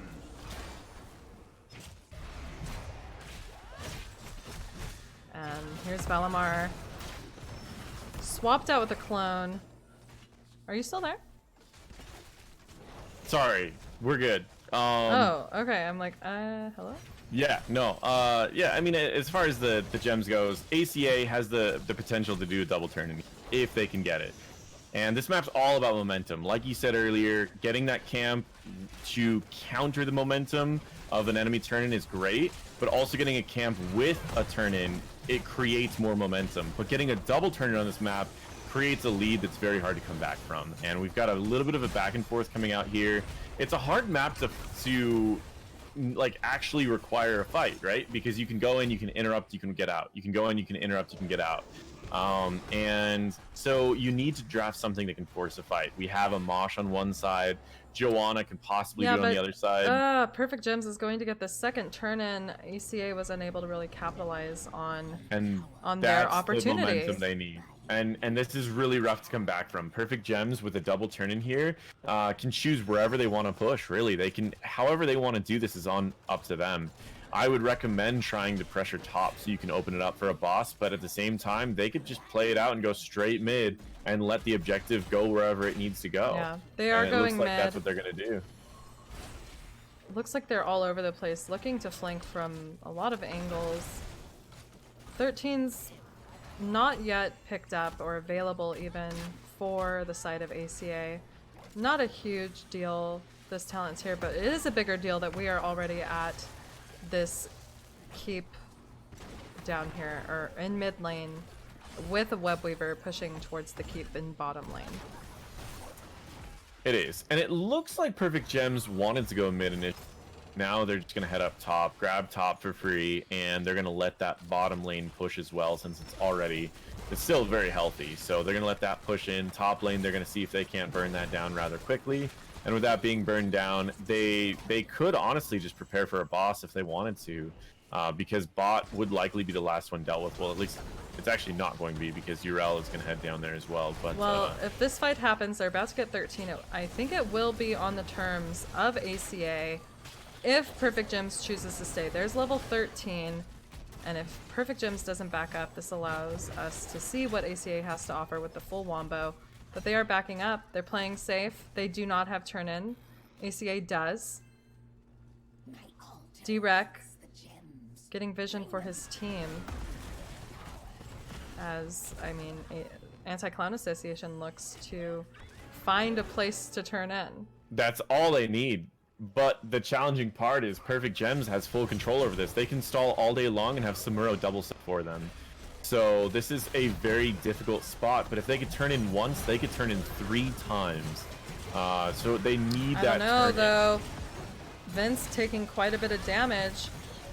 Ulti from quite a few people used, and that's 3 members down, only 42 gems remaining on the bodies. Actually 108, they were picked up by Dude Abides, and he has 97 gems on his person, running for his life. Rooted Valimar following up. There's just literally no way he's gonna make it out. And there goes 97 That's 11 gems. gems left. 11 left, and this could be a keep. That's 4 people dead. I see no way that this isn't a keep here. And with the level 16 spike, they could actually try to end the game if they wanted to. I would recommend just going to boss, but they could try to close this out. I mean, there's waves meeting them here to provide experience to give them level 16. They could go to boss. That's probably the wiser thing to do, because just because the gems are gone. Well, Kelsey or Got Filth just got blown up. This is definitely a map that belongs to Perfect Gems right now. And I don't know how it's gonna be very, very ACA hard can to come come back back at this point. They're down by 2 levels. They are in a really rough spot. They've lost a keep, and they lost all of their gems. The only thing that they have going for them is the fact that they only need 50 gems while the other team needs 60 gems. But they're already down so many gems that's irrelevant, and this last turn-in will close out the game. They're down level 16, yeah. It's going to be rough. It is definitely an uphill battle. They kind of just need to wipe everyone here, and that doesn't even get them a win. That just gets them back at an even playing field. It looks like this game is I mean, with this camp, it's like a definite snowball effect here. It is. Alright, well, this Bruiser camp assaulting the keep does die. Concussion Mine knocks ETC back, but surely they're just going to turn in what they have and maybe posture for boss or their Bruiser. ACA has to get 2 levels to get their talent 16 talent, so what can they do? It's hard to speculate other than not die again and hope to win a team fight. Ultimately, what they need to try to do here is a Hail Mary, right? They need to bait a boss. They do have Ancient Blessings, so 5 people that all get Ancient Blessings can drop a boss in under 30 seconds. So it's a matter of, can they grab a boss while everyone's not ready for it? Could they maybe possibly just push down in a lane that's maybe bot lane and just take something so they could at least possibly get that experience back? Or they need to try to ambush somewhere where they can hide somewhere and see if there's someone trying to rotate. Like, you see Valimar Perfect always Gems rotating is between definitely these lanes. rotating up. They're probably looking for a boss and gem turn-in, like a Webweaver boss combo if they can. Boss turn-in ends the game. Even just a turn-in probably ends the game. Yeah, and they need one more gem turned in. They can't get boss necessarily. Level 16's almost picked up, but the Webweavers are down, so boss will not be picked up. My Pal Vince being chased by that Valimar on Samuro. And D-Rex sliding in with the root follow-up does secure the kill onto My Pal Vince.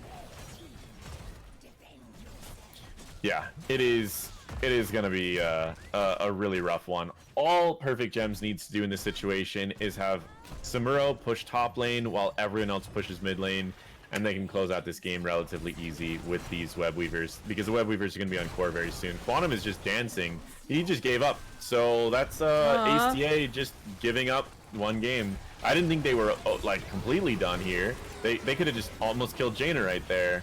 If Quantum didn't give up, he could have just threw in a single E out and it would have killed Jaina. So that's really, really bad. Like, you're not out of the game until the core is at dead, 0. until the core is gone. Like, don't just dance there.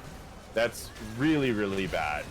I mean, look at their ability to still come back into this. If they would have had that Mosh would have gone off. They still had Stay a While available. I mean, they had so much going for them still.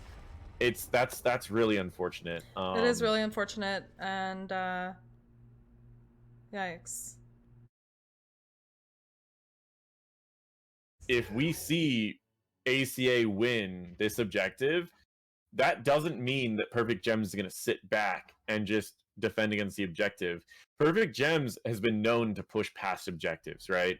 That protector might hop back, and then they might just charge right through They and just see who they can literally kill. don't care, right? Like They don't the care. fort's there, the protector's on it, or the protector, but the backline is actually getting harassed, and the fort doesn't matter. Oh yeah, It's they the love backline. diving past and going for the backline, but ACA has punished them before in that strategy, and if they can punish them again, that is their answer. That's their path to victory. So with ACA getting first pick, that means they also get first ban. We've seen them take out that Uther first every time. Is that still going to be their strategy here, or are they going to learn from the last game and try to adjust? Not sure. ETC is taken out. Guessing it will be the Mal'Ganis ban again, then Ana. This allows a first pick, whatever they want. Maybe the Sylvanas, if it's not banned. They have to be wise in their banning here. So if they aren't going to pick it up, they might want to ban it. Are they going to... I definitely think Sylv's good. Yeah, of course. They want to prioritize that as a first pick. But will they ban it or not is my question. Sorry, the lobby chat got heated, and now I'm just like a spicy meet the ball over here trying to cast.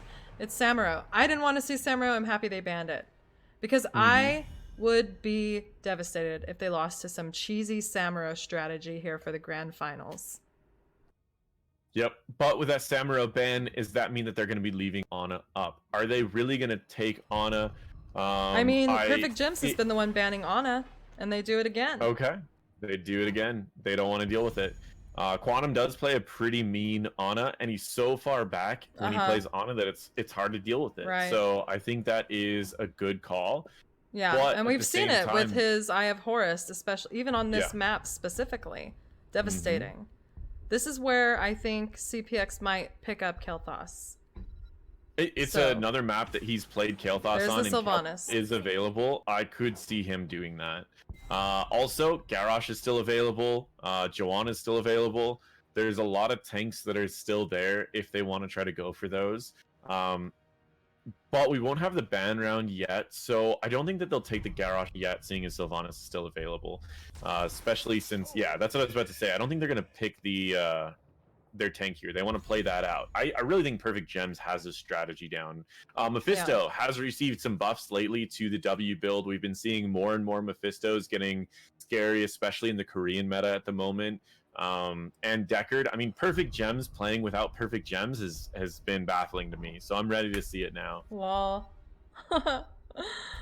Anubarak, interesting with that Raynor. So constant damage from the side of definitely ACA. Mephisto is and very Raynor slippery. Can be high sustained damage. Anubarak can jump on if they want to. Anubarak also counters Mephisto in two different ways. One, he counters Mephisto because the Mephisto tends to do very sparky damage, right? Just that light pokey damage. Anubarak will be lowering the cooldown of his shield while he's taking that damage. But at the same time, if Mephisto ever jumps out, Cocoon will break the fact that he won't be able to retreat back to his shade anymore. So it's like a mini taunt. That Cocoon is going to be huge. It's like bigger than taunt, because if Mephisto jumps out a little too far, you cocoon him, and then he's going to be stuck out there, and he won't be able to return, which is going to be awesome. It's going to be a great way to deal with Mephisto. So Mephisto now has to play safe almost the entire time. This would be a great time to also pick possibly Garrosh if they decide to pick anything that's a little bit burstier, or this is a time to pick up maybe... I feel like we would see an Uther for some reason. I don't know. They can lock them down. I mean, we have Deckard Cain. He has incredible ability to slow. But there's instead Thrall. Doesn't mean that we can't still see an Uther, but I'm curious if we're going to see a Deathwing or not here. This would be a decent time to go Deathwing, but remember that Thrall has that % health, and Mephisto also does % health post level 16.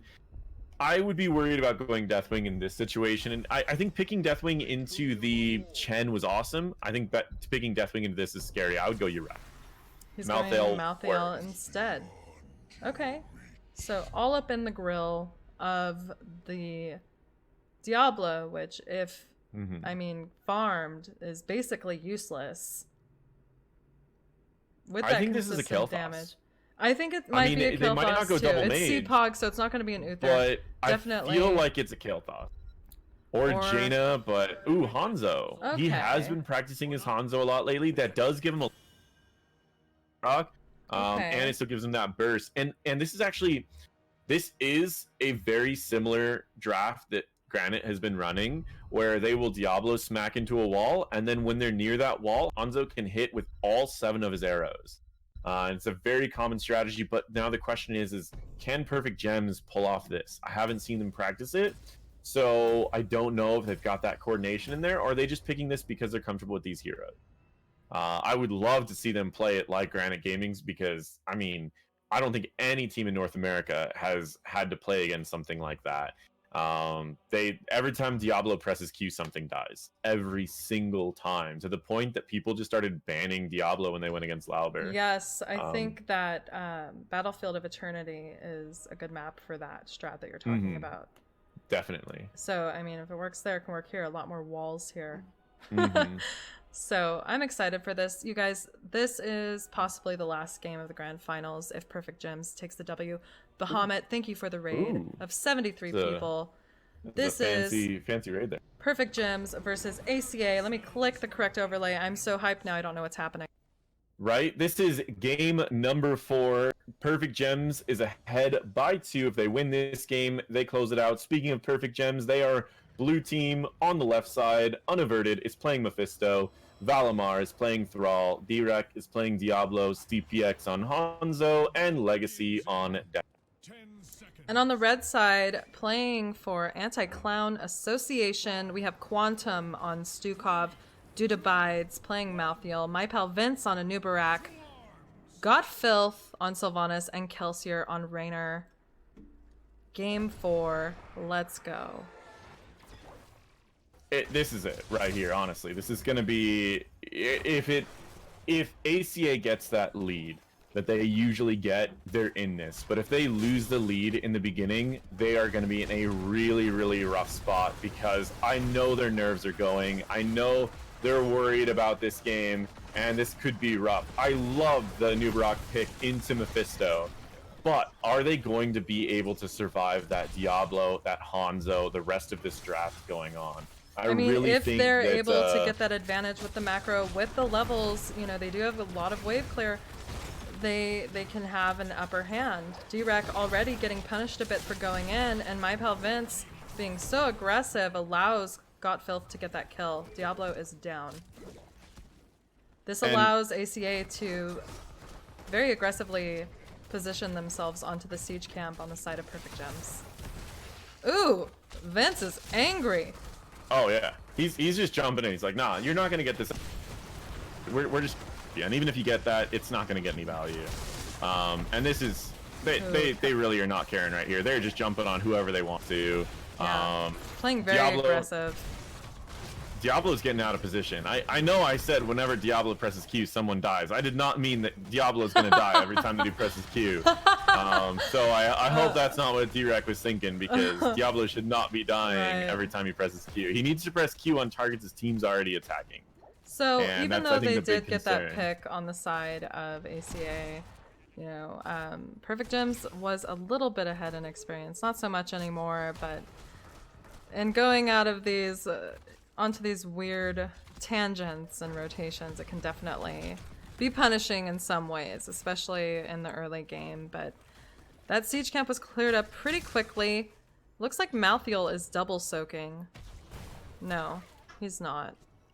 Unaverted is alone mid though. My pal Vince just throwing out his Q to kind of scare him, throw a beetle his way, and rotate up top. This is a bruiser camp call for the side of Anti-Clown Association. Yeah, and this is also an interesting bruiser to pick up right now. And in this case, they are going to pick it up. I was like, most likely they'll hold it until after the objective spawn for a little bit, but both teams are going to be picking up the same the same camp for this objective. It looks like ACA picked it up a little too early, because what's going to happen is it's going to push a little bit closer to the side of Perfect Gems, and when it's pushed closer, it's going to be easier for it to be cleared. But that allows them to position here onto this objective and have the upper hand when Perfect Gems rotates down. It might just be a call to allow them to have the advantage and where they're stationed for the rotation. It can. I mean, it certainly can. That is definitely an advantage to you picking that up early. One of the downsides is if the Shrine spawns and you don't have that. Oh, a burrow look at that Hanzo in silence, onto so he the can't jump Hanzo. That was this... amazing. That was My absolutely Palvins amazing. plus Quantum were able to keep him locked down 100-0. Very, very solid play, and that's going to be a great setup to the first half of this objective. Yeah, I mean, D-Rex still looking to get his souls. Can't really engage. Plus, I mean, they're down one member. Hanzo is back up, but they only have 3 down here with Thrall top lane, clearing up that bruiser camp that was picked up by ACA, pushing his. And we're at 25 out of 40 skeletal defenders for the side of Anti-Clown Association. This is going to be a full rotation from the team of Perfect Gems onto ACA, and Kelsier looking awfully low after he was charged, but oh, he does die. CPX jumped in after he died, and now he doesn't have escape, but his positioning is still very, very good. He was able to reposition, not take any damage, and still take out the Malthael, and that's my Falvin's getting very low, but he was able to, before he died, still take the last few skeletal defenders, so in his death, he still was able to get some value. But Perfect Gems played this out very, very well. They should be able to deal with this objective relatively quickly. They'll avoid the majority of the routes, except for Unaverted. He'll just take the route. But they'll be able to take this out without much of an issue. So that was just a little taste of what we will see here with these 2 very different blow-up comps. Love to see it executed by the side of ACA. Can't wait to see it successfully executed by the side of Perfect Gems. But what's happening over here between Valimar and Dudabides? Ooh, Vince coming in onto Thrall, interrupting him, and he is DED dead. One of the things that Vince is so good at, which is something that I haven't seen yet as efficiently in D-Reg, is charging on targets that his team's already attacking, right? His team will get 1 hit off, and then he CCs it. Then he CCs it again. And during that whole time, his team is attacking it. What I keep seeing D-Rec do is he keeps charging targets his team isn't attacking. So all the time that he spends CCing a target, his team spends walking to the target. Yeah. And it's a huge difference in the style of blow-up is if your team's near, that target's dead, for sure, 100%. If your team's not near, you need higher talents before your team can actually like pull off that mobility and that damage to actually finish them off. Mephisto does have that mobility. Hanzo has to risk it to have that mobility, but it's a different playstyle, and it's certainly showing when it comes down to these picks. Well, I'm a huge fan of my Vince and his tanking, so you pointing that out is definitely something I hope he does hear and watching this in the future. It's definitely good feedback, and it doesn't change the fact that Perfect Gems is constantly pumping damage out, but level 10s have been picked up for both teams. We do see that Cocoon picked up with Last Rites, Wailing Arrow, Hyperion, and to be determined by Stukov, but there is the Durance of Hate coming out onto Stukov. Quantum himself not able to make it out. Vince and the team, Vince and the Gals, all safe, but that was a great pick onto Quant there. Yeah, and one of the challenges is Quant just face checked that bush to see if anyone was in it, and that's what Diablo wants. In fact, that's one of Diablo's favorite things. If you walk to him, then he only needs to use 1 ability. He just presses E, presses Q, and he doesn't need to set up first. He can put you right in the middle of the team, further than even a Garrosh can get you in the middle of the team. So you got to be careful about that, and it's just something that I would have thrown a W in there as a Stukov because that reveals the bush, but I believe he wanted to save that so that he can set up on someone. He is questing, so he also wants to use it to get extra stacks. Yeah, really quickly pulling up those talents for those of you curious. Have not done that yet. We are seeing actual gem build though. Not the first one, but we do see level 3 and 7 for Deckard Cain. Will we see the 20? They've got the Ruby and the Emerald. They just don't have Sapphire, and they just don't have Perfect. But they'll get there unless something else changes. But as of right now, they're keeping up with the experience. In this case, this objective starting off advantageous for ACA. They're in a really good position. They've already got twice as many. Ooh, D-Rec going in right onto my pal Vince. The silence put down underneath him, so he was not able to be killed, but due to Bides had Durance of Hate put onto him, but Hyperion is coming out onto the entire team of Perfect Gems.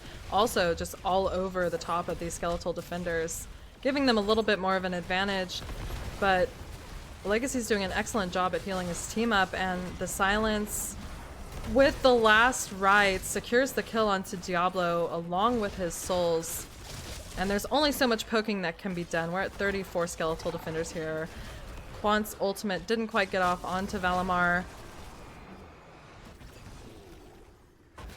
And here comes the Arcane Punisher for the side of Anti-Clown Association.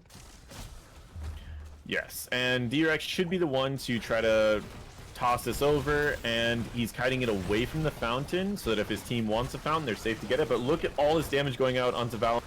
Amazing route coming out from Legacy to prevent that follow-up, and a lot of damage onto Vince. Vince is able to get away, and it looks like in this case, D-Rec might be taken out. He does get taken out, and everyone else is getting very, very low. Oh, the amazing silence and amazing. follow-up by Vince, stunning everyone into the silence field, and now look at ACA. They have that lead that they're so known to get at the early portions of these games, and they've got those kills that they're going to need. They're playing this out really, really well. Now, my pal Vince, his job right now is summon a couple of these to try to tank it. It's like a mini Juice Pirate strat. We have this disabled. There's Beetles tanking it. Possession even is being used. Apocalypse coming out though, and Cleanse or Unstoppable used on to due to Bides allows him to get out, but Quant is just stuck here. He's trapped. He's down. But they were able to get that keep. Yeah. Quant was just like, you know what? I'm already here. I'm just gonna finish whatever. I'm just gonna hit the keep twice. Call it a day. At least he didn't start dancing. No, honestly, that was really good. It looks like this might be an invade, but it's only a 1-for-1 trade, so this is very risky if they want to go in on this. Looks like they're gonna go for a bit of damage. Kelsier taking a lot of damage. There's the stay a while. Valimar is already here. Durance of Hate used on Kelsier, and is he gonna make it out? He literally has 215 health. No, he does die. Vince dies as well. Got Filth makes it out, but oh no, that they had to know that was gonna happen. This is possibly the last game. This is an aggressive game. Like I mentioned too, like if Diablo dies and gets farmed, like it's not a good look for the side of Perfect Gems. And God Filth getting caught out by D-Rec, he charges in on the Sylvanas and she dies. So D-Rec has to work on getting those souls. He was mid and then came down here and secured the kill onto Sylvanas, which is excellent. But we need a beefy Diablo to make this comp work for the side of Perfect Gems. ACA is at a little over 15.5, almost close to 16. And I imagine both teams will certainly have their 16 talent here for this next objective. Bruiser camps available for both teams at this time. And that's the thing. So the next objective is the bottom objective, which means that normally you'd want to try to hold on to these camps. But with the differences in levels, if you don't get some sort of lead with the 16, or at least try to do something with the 16, I'd be pretty surprised that both teams are just kind of letting the levels happen. I mean, if I was on the side of ACA, I mean, I feel like trying to actually, I like what they're doing here. Okay, they're holding off this camp. Here? They could still invade if they want to. And they could go for something, but it looks like on the other side, Perfect Gems is like, you know what? We're just gonna take this bottom. fort. They want this fort done. I thought ACA played that out really well. I think Perfect Gems played that out really well. It didn't seem like much got done there, but surprisingly, there was a lot of bluffing going on, and that bluffing allowed Perfect Gems to get to level 16, and that was really, really smart. Really smart, sending out their Bruiser again, allowing them to set up here, fight on their terms for these rotations. Diablo, played by D-Rec, coming in. Scouting arrow used. Down, bottom positioning flank. And there's the APOC with the charge. The blow up onto Quant is real, and he goes down. Hyperion coming out over the side of Perfect Gems with Stay a While used. Dudabites did have Durance of Hate used on him, but makes it out of that, and instead Diablo dies. That's a 1-for-1 here. Kelsier is awfully low, and with Quant down, he needs to get some healing. This is a early advantage for the side of Perfect Gems. Dudabide is up here, getting scouted. Ooh, with the wolf missing. But MyPal Vince has his sights on Legacy, and that is Deckard Cain down. Cocoon used on the Mephisto, just like you were saying. Kelsier just waiting, Godfilth just waiting to blow him up when he comes out of that. And there it goes, unaverted. Will you make it out? Doubt it. Valimar very low, just trying to get some pokes with his Q, and this is a Punisher going over to the side of Anti-Clown Association. And I mean, this is exactly what they need, but they need to try to close out the game early. They have it. They're gonna try to build up momentum. Camp. They still have the ability to turn off the structures with Godfilth. He's using that now. It's a little early because he won't have it for the keep, which is the one that he probably needed it more for. But remember, they still have the summons. They have beetles. They have possession. And they have that can other also things. take some power shots. So there are a lot of things that they can still do in this situation. This is the chance. They've had this scenario before, and they were able to close out the game with a similar scenario. They're going. Oh, the silence with the silencing him, doing a ton of damage, but an amazing sleep comes out from Legacy. It's enough. They are still able to take out Direct, but at the same time, they're still just pushing in. They took a lot of damage, but Quantum is healing everyone back up. Oh, and Another Vince following silence, up though, and there is taking one Deckard down. Cain done. Unaverted and Valimar both low too. Cocoon used surely will only result in a death once he comes out of that, and he is dead with the silence underneath the cocoon.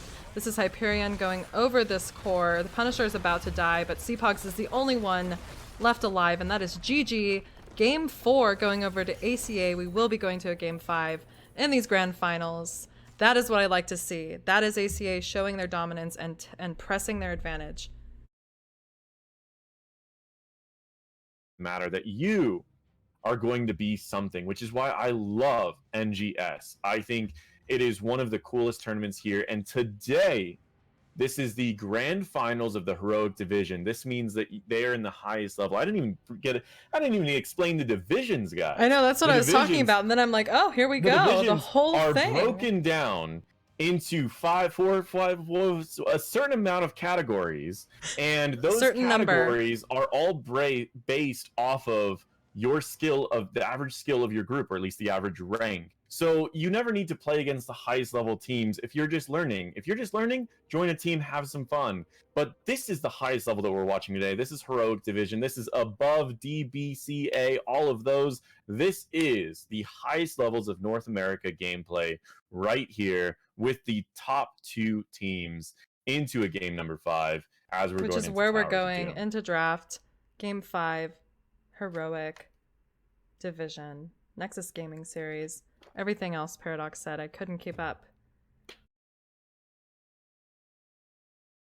Towers of Doom. Now, is it Towers or Tawas?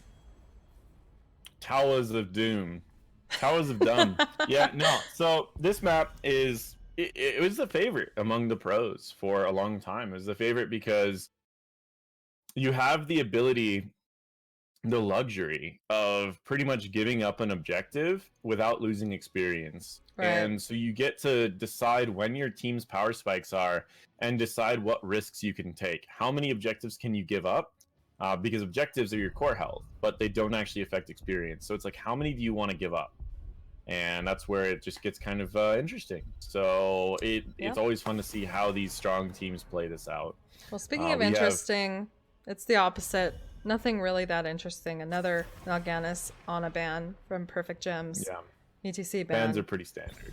From ACA. Probably gonna ban Sylvanas if they can't have it, but we never know if there's some secret strat that maybe they want to ban a key piece of for the side of Perfect Gems. The suspense is killing me. I mean, ACA, unless they're trying to do something weird, they've been winning the game. I mean, the challenge about a map like this is they've been winning the games that they can push with an objective, and they've been struggling on other maps. So I think there's a cheeky ban. Yeah, I agree with it. I agree with it too. Recently actually played against the Samurai on this map. Unaverted picking up Raynor. like I said, very strong right now. We've seen him. We just saw him win alongside Sylvanas, but also Sylvanas is still available. Yep. Sylvanas is available, and Sylvanas is doing well, and this is a good map for Sylvanas as well because of the power of the structures, particularly bottom structure on this map.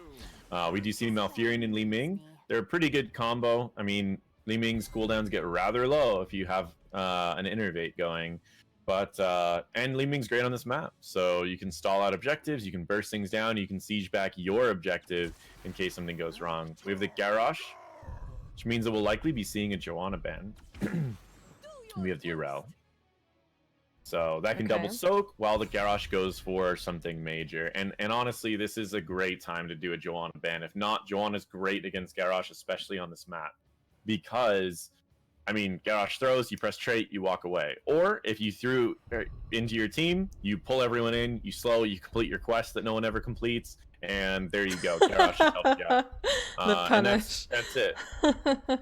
The punish quest. Yeah, you complete your quest. So we'll see. Completes. I didn't know if we were gonna see a ban or not, but there it is. Finally, it's a good ban. It's a good ban on. But I mean, Legacy can play every healer and a Malthael ban instead. I had a feeling Vince or Dudabides would possibly pick that up, but again, he plays Deathwing, and I mean, in these tight choke points, having that huge body for these team fights is very oppressive.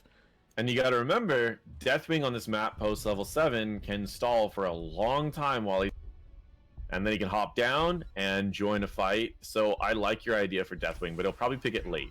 He'll probably be the last pick. So. Vince picking up Muradin. Interesting. I've seen him play Muradin quite a bit when we do play together, and he's very aggressive. And Muradin does so much damage. He's like an assassin. Muradin's also an interesting counter to Urel because every third attack stuns, and Urel's abilities, if they are stunned, just turn off her abilities. So it's a surprisingly good counter to Urel for being a hero that's not in the meta very often. Right.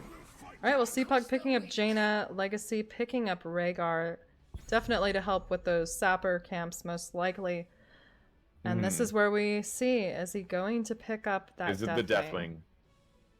It can be Deathwing. Malthael's the other counter to Urel. I mean, it was banned. Malthael gone, I really think that it could be a Deathwing here, and I would like to see it.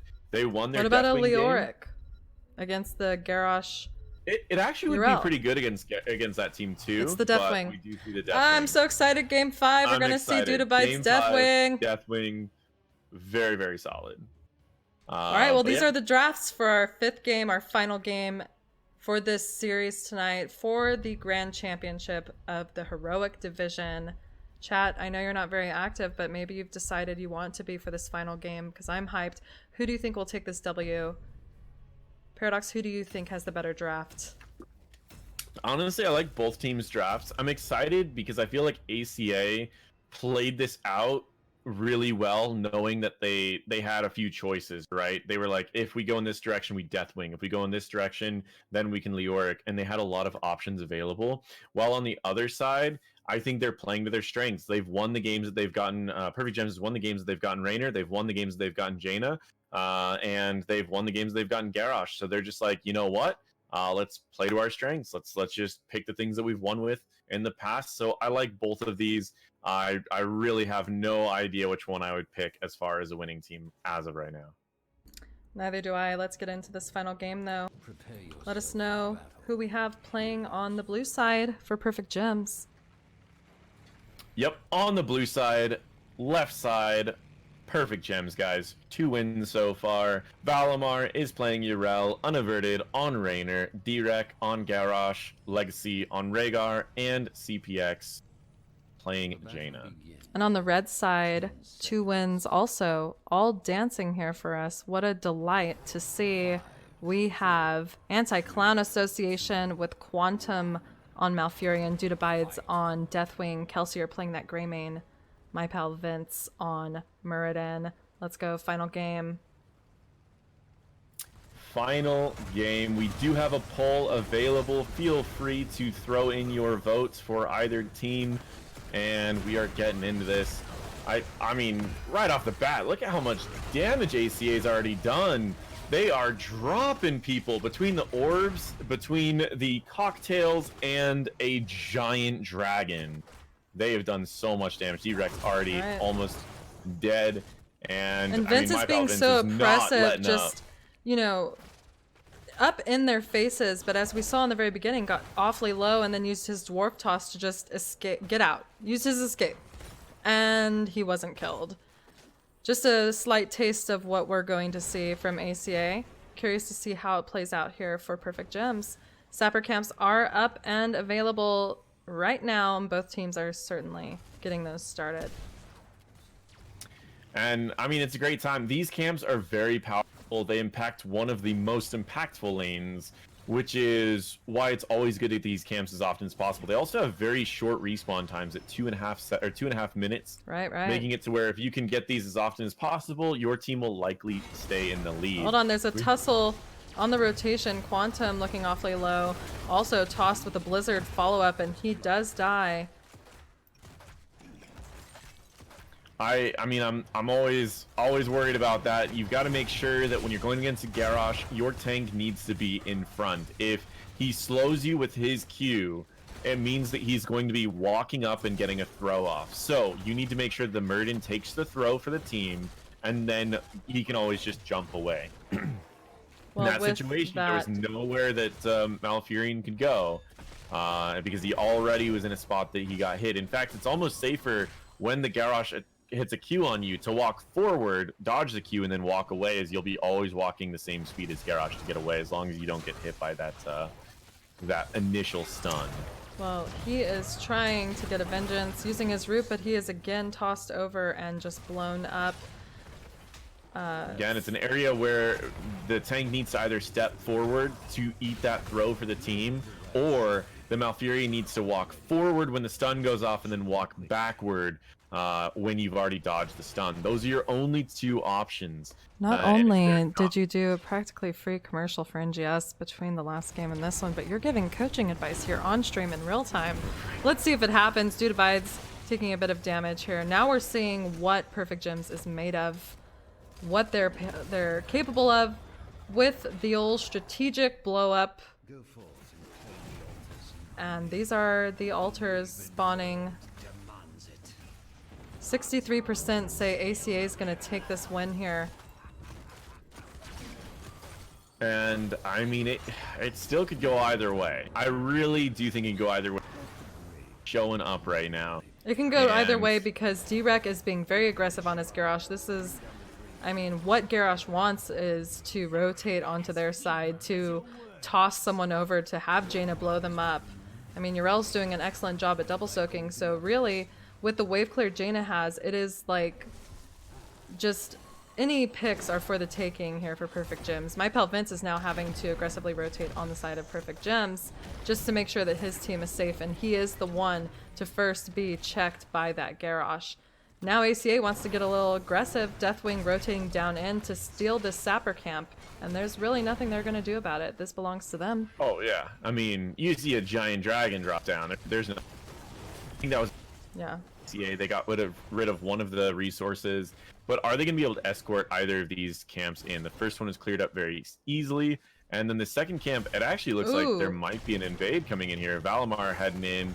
Unaverted and Legacy ripping through this camp very, very quickly. And this is 5-person down here. But look over at top during this entire time. I mean, Greymane did rotate up to pick up Soak, and Dude Abides using his Q. What is that called so I can stop calling it Q? On Deathwing. The Molten Breath. Using Molten Breath just shreds Seapog on that Jaina. And now we are about 25 seconds until the next objective. Go ahead, what were you saying?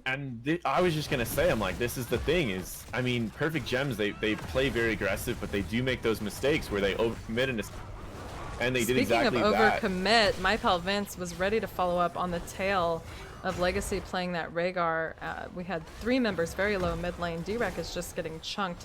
I think this bottom altar, if channeled soon, is going to go over to the side of ACA, but I can't say that with confidence now because Seapog was there waiting for someone to channel and threw out a Q. Got Filth is very low. and having to back up. Valimar is relentless on that Urel, but Filth is able to just stand back and throw these orbs. He just has to stay in a great position to get some poke, and Due to Bides will do all of the terrifying things like lunge at people, breathe fire on them. They're not even doing anything to this dragon. They need the Rainer on the dragon because the dragon's 4 people and literally 1v4. Yeah, he's flapping his wings and they're losing so much health. These orbs are coming out and depleting it even further. Valimar doesn't want to give up, but Kelsier is here channeling, and both teams should really maybe just fight for level 10 at this time. That definitely wasn't easy. And by easy, I mean like a long fight to get that bottom altar. It not an easy takeover of that altar, but we have Leeming, Godfilth down here just poking out the lane, and we're gonna see some more of these aggressive rotations. And I My mean, Palvince stunning unaverted on that Rainer. Roots thrown down unaverted and Seapog caught. Ultimates picked up for both teams now. Tell us what we're seeing and what it means. I mean, ultimately, as far as the ults go, Water Elemental is great against anything that's gonna be diving in. Water Elemental's also.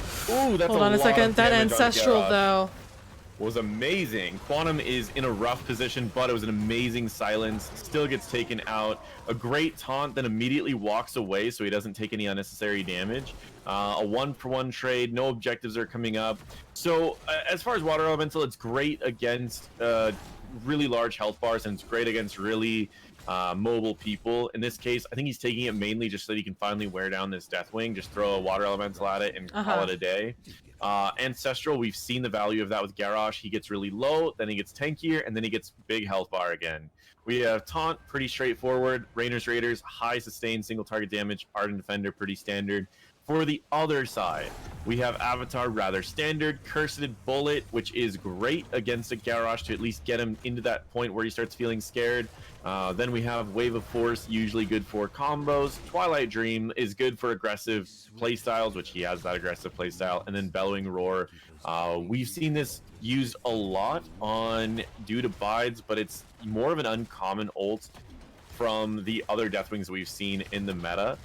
The great part about it is he does just have that extra like presence when he gets into the fights. He's got that extra fear if they ever try to flank. Well, one thing I can say is that Quant was mid and had to rotate around completely through the death zone to come down here, allowing Valimar and Perfect Gems to channel that altar.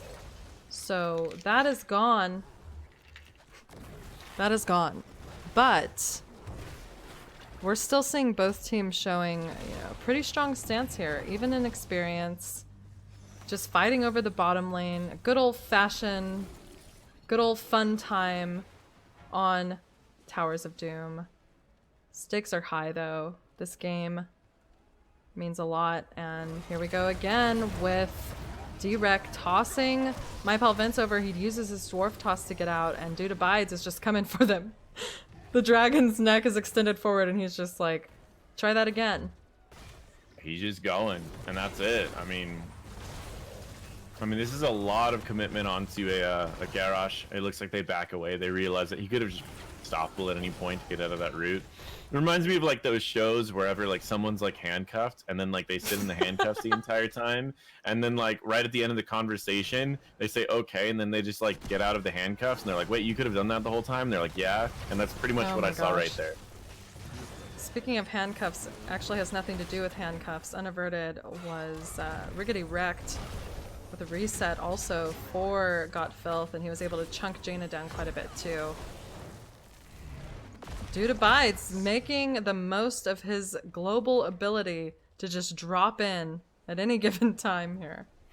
Death from above, that's what he says.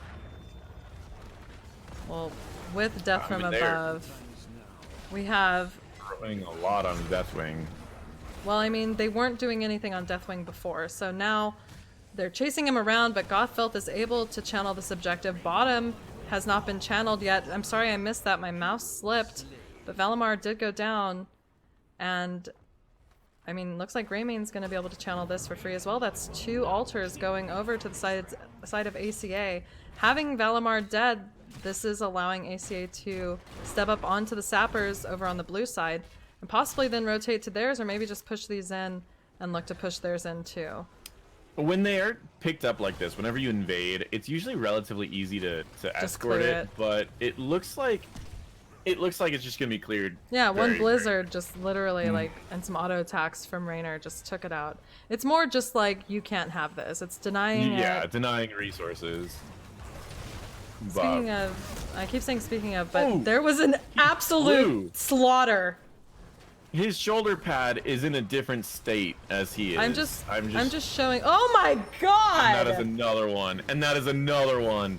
And that is going to be an escorted camp going in. And this could be, with a Gray Mane and a Li Ming, this could be the bottom portion of the map in control of ACA. And if you've seen this map before at any point, you know, if you control this bottom portion of the map, you now control the bottom 2 objectives, and you control the bottom 2 camps, having a potential of 6 damage every 2.5 minutes, and the potential to do an extra 10 damage if the objectives go in that direction. You control a huge portion of the map. Seeing Godfilth pop off like that, they also have level 16 advantage here, and Vince is just holding his ground like, bottom's ours.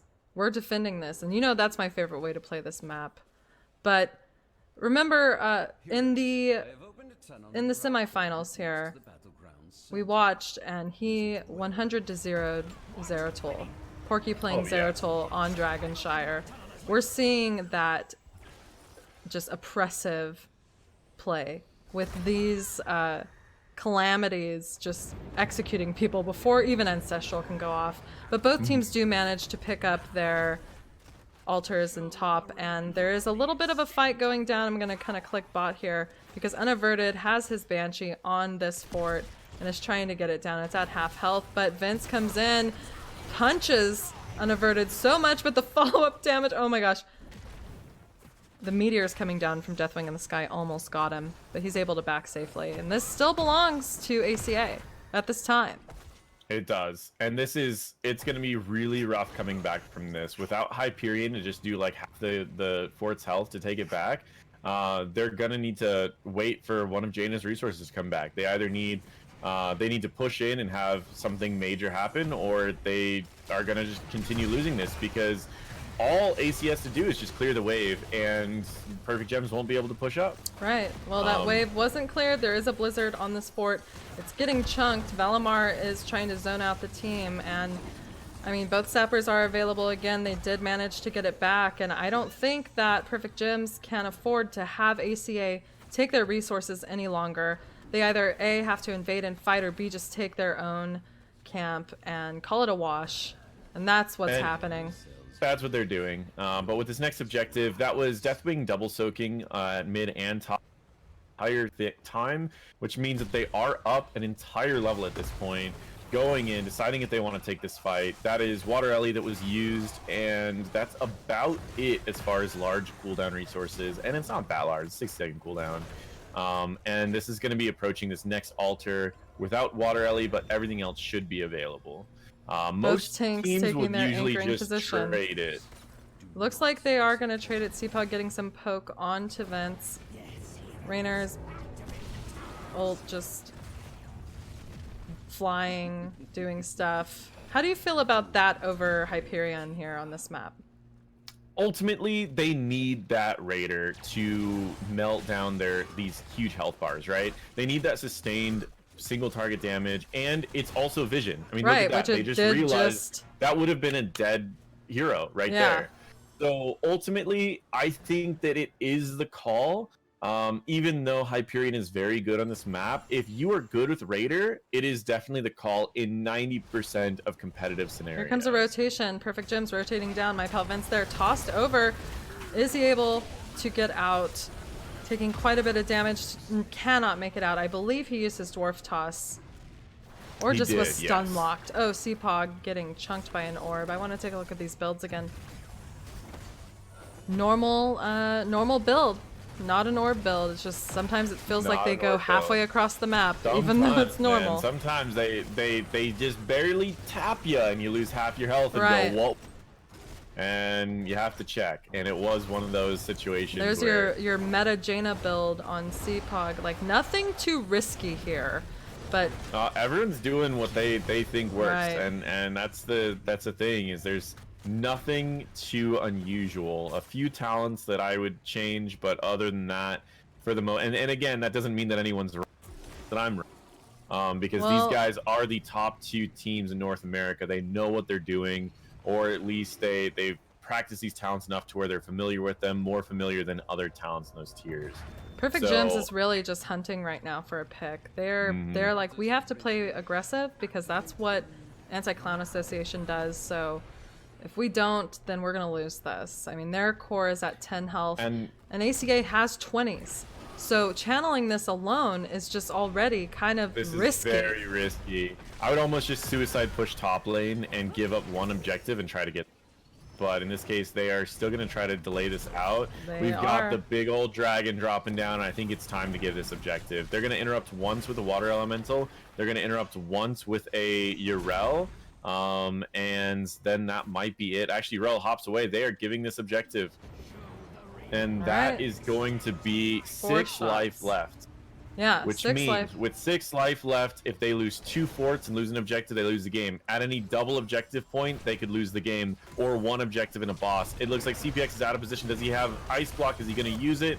Is this going to be a fight that they're going to end up taking here? We have the Garrosh taking a ton of damage. Hold on. There comes Ancestral onto D-Rec due to Bides, though, lunging forward. And yes, he did say in North America, because this is NGS, not Division S, and the roots come out onto D-Rec with the repulsion knocking him back, and he's just surrounded by the entire team of ACA.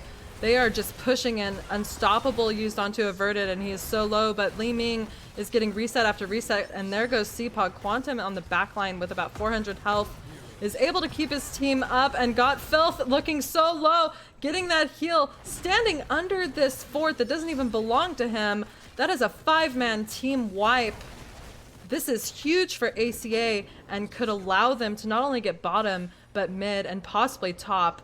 They could go to boss after getting another structure. This could be GG, honestly. I think the safe route is trying to take everything. You have a Gray Man. Take all of the If you can take everything, forts. You're going to be able to 2 damage before this objective spawns, but then you can also get that. I mean, with 2 of these down, 1 objective ends the game, and that's all that they need to end this game. But they could even take it further and go and take top just because they have the time to do it.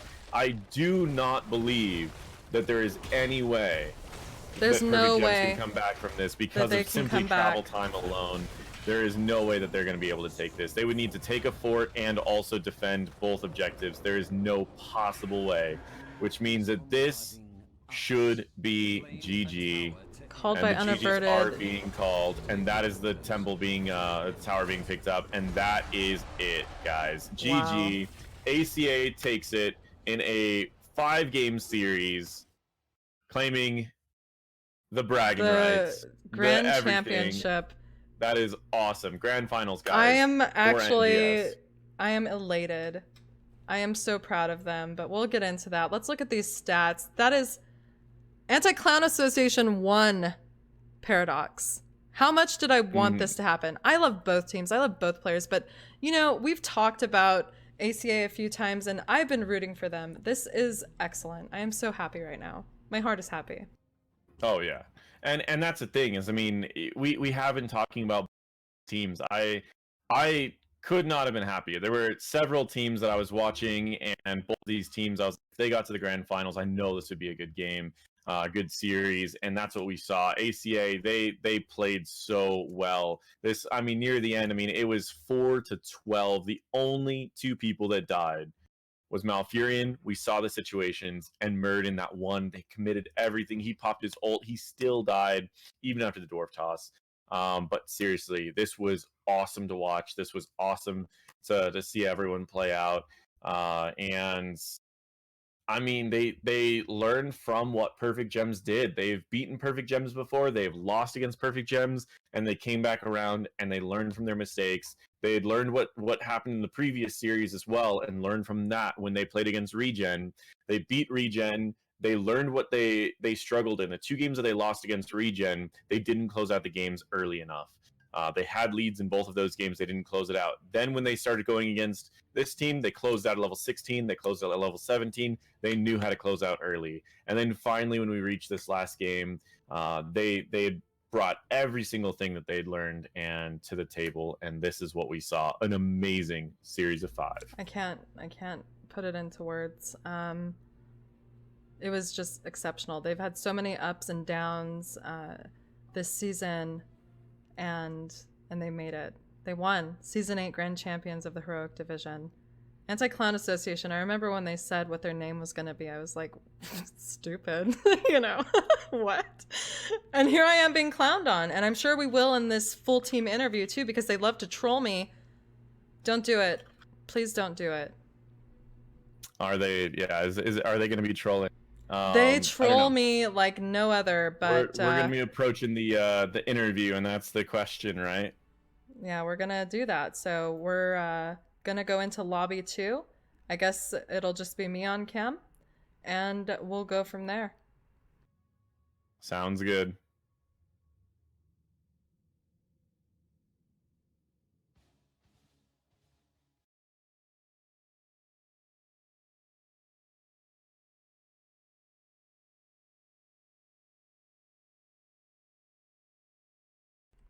Holy moly.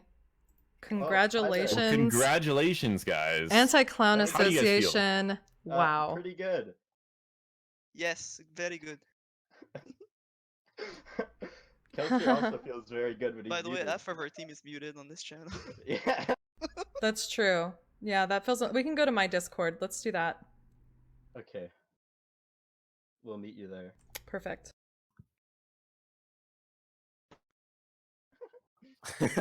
There we go. All right, so we need Vince and Quant. Yes. As well as Dudabytes. Let's get them in here. Yeah, Send the we'll summon invites. Wow. I can't believe it.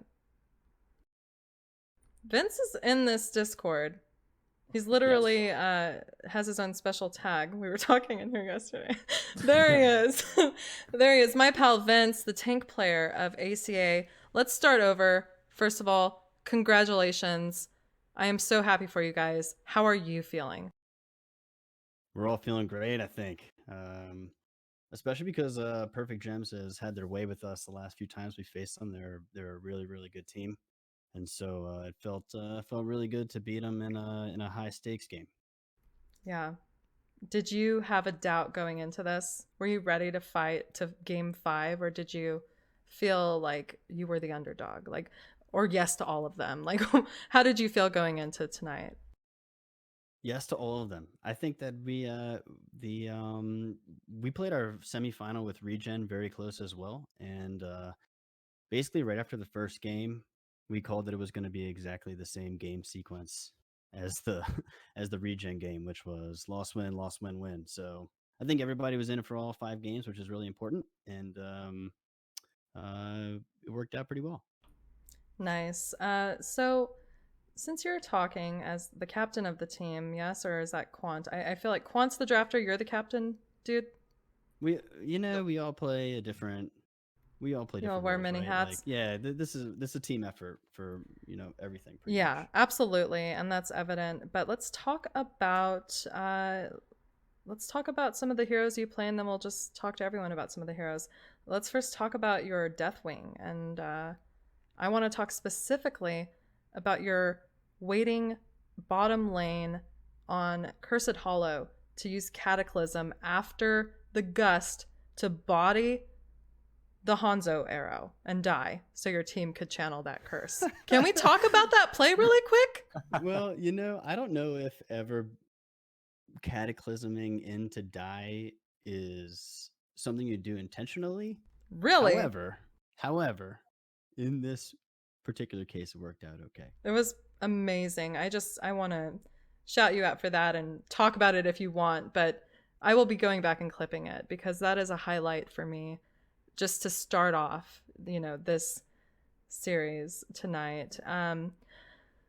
Anything else to add just about heroes you play, or I want to kind of go down through you guys and talk about the heroes and your play styles and just congratulate you on how effectively you played them. Paradox, do you have anything to add about Dudabytes?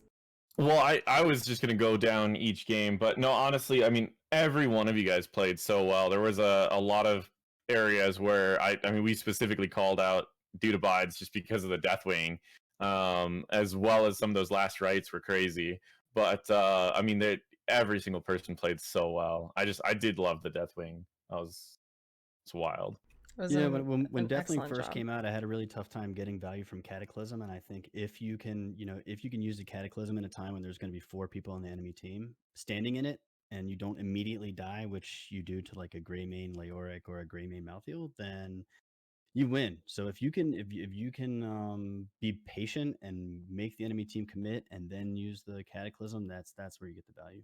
Mm-hmm. Excellent. And what I love is when you guys draft Deathwing, you almost always grab Greymane either before or at the same time that you grab Deathwing. So it's like all they have left is Leoric, and a lot of times that's something that I mean I haven't seen Valimar play a lot of Leoric, and you guys have even banned it a few times just in case if they were going to do that. So you guys do play out when you are going to do the Deathwing, you play it out really well as far as the draft goes.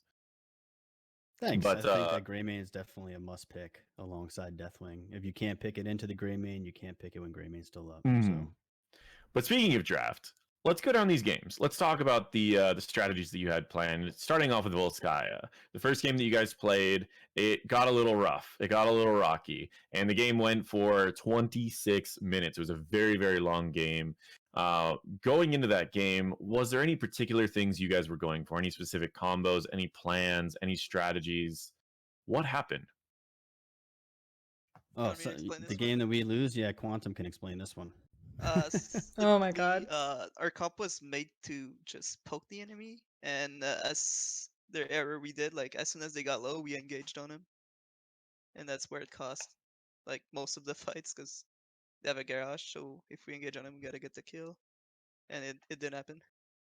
Yeah, it got a little tricky, but it did. I mean that comp started off pretty strong in that first objective, being able to get everyone low, but I mean it does. You get that level 20, and then it just comes down to one team fight. Now on Cursed Hollow, kind of a similar thing. I mean, you went against the Chen in the previous game, and you guys brought out the Deathwing, and it was like they couldn't Shen anymore because Beryl wouldn't do anything to Deathwing, and he's gonna be the only one that is in a position to get hit by that. But what other strategy were you going for that game? You picked up the Rhaegar, the Varian, the Greymane, Sylvanas, Deathwing. I guess I can talk about it. So we had Sylv Greymane, and they had like very bad wave clear mid. So at first we wanted to just try the ARAM mid with the Bruiser, but they responded to it really well. But like we were kind of expecting to get a lot more with that, but they all 5 rotated and kind of out macroed us a bit right there. And the game it was kind of close throughout the whole thing, but at the end we saw them going for their boss. So I think we got a pick or something, and we knew we had Sylv. Their top fort was already hurt. We realized our boss could get way more value in theirs, and if we get a pick, we could end, which is pretty much what happened. So And they did have Also, a cleanse, so one that's what thing we I had. noticed is like you guys have been going Hanzo, Falstad, and then they went your guys' latest strat. So you knew how to play against it, I feel. a little bit, yeah. Like Yeah, it's we got literally bodied what by you guys have Regen. been doing. And then like they Greymane Sylvanas against us, and then we got bodied by it, and so we were like, okay, well we want to. We had a lot of problems with the Samuro when Regen played it, and we had a lot of problems with the Samuro when Perfect Gems played it, and that sort of regulated our bans for the rest of the games. It was like, you know what? I think we can beat it eventually, but not today. We're not going to beat it today, so let's just Yeah. get rid of it. Well, excellent. All right, Paradox, you want to keep going down the games? Oh, definitely. So Tomb the Spider Queen.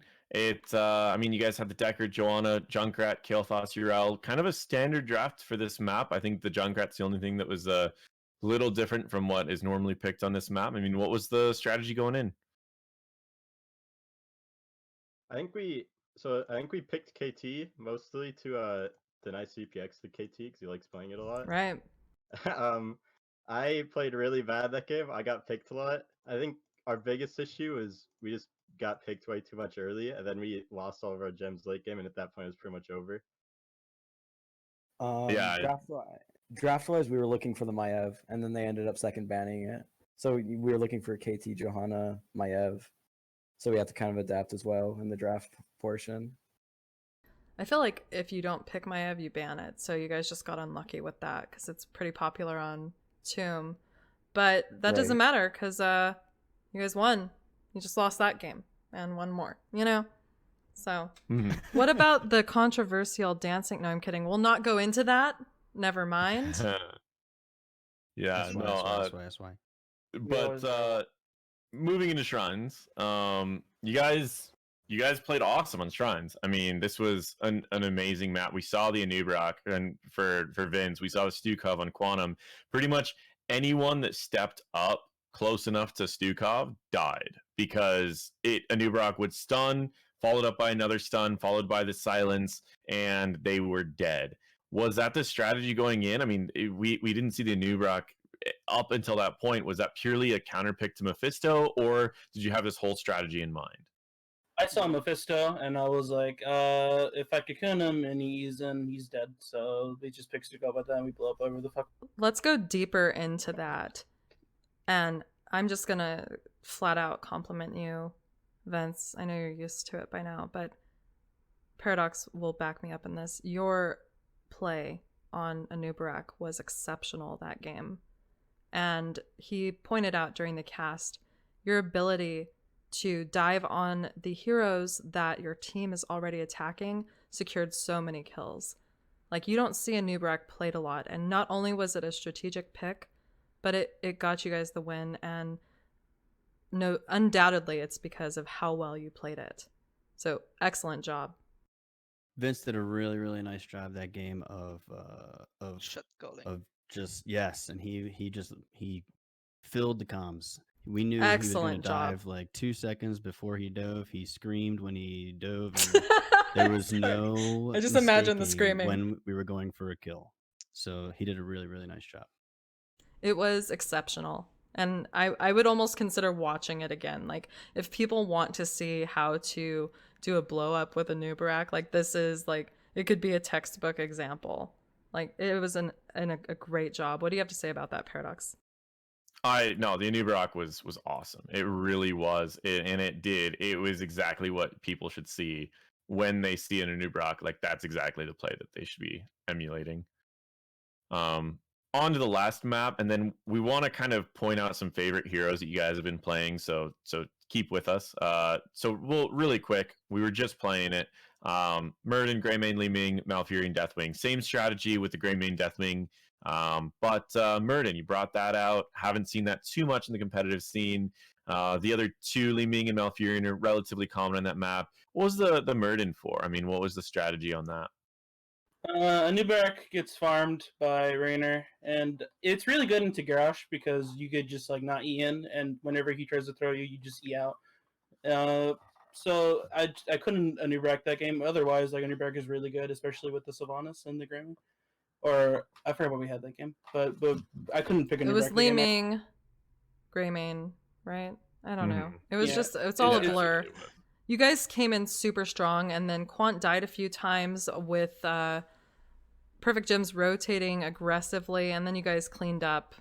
It was like, really, I didn't know what was going to happen in the start, and then you guys just took it. So tell us more. Or was it just the usual, like, deny them, take their structures type of strat? So Kels, you want to take it?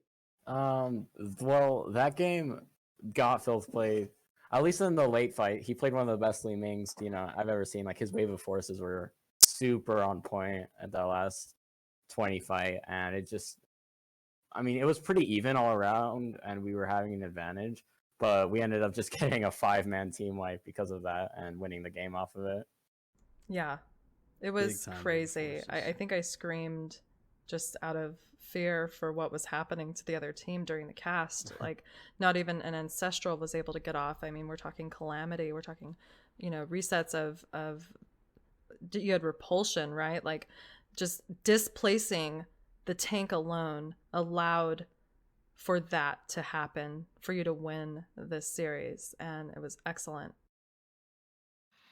Our whole playstyle. Sorry. Oh no, we're interviewing you guys, so Feel free to interrupt us at any Yeah, point. I just talk a lot. I You was gonna guys know say our this. whole playstyle and strategy on that map revolved around the last pick Deathwing, because if we don't pick Deathwing there, the strategy we take is super different. Because Deathwing is really good into the team fight, but if you take a Deathwing and the Urel can double soak and the Deathwing can't, and so you are basically required to leave one of your DPS floating middle to catch mid soak and try and freeze that wave. Which meant that our team had to play really carefully not to get picked, because they can essentially just play the first 10 levels of the game on our side of the map, right? They just walk over into our territory, and anybody who takes a bad rotate dies. And I think we got picked like 2 or 3 times, but the soak we had in the extra soak we got offset that a little bit, just having 2 people wave clearing, whereas Urel would miss a minion occasionally just because of trying to join the team fight. So we were able, the whole strategy was, let's make it to the shrine phase where we can be at even talent tiers, force a 5v5, and we just win those. And so we did a really nice job, I think, of communicating, because that that requires communicating between 3 different parties who don't see each other on the map. So our communication was really good. And then late game wave of forces won the game, I think. Yeah. I mean, that's what won against Regen too, on that same map, right? That last second wave of force. Last second. Yeah, that's, I I mean, talk I about think the Repulsion's like one of the best level 20s in the game. It's really good. So now that we're done with maps, let's go right to Got Filth. We just have been giving you nonstop compliments about Li Ming, which is one of my favorite heroes that you play. Of course.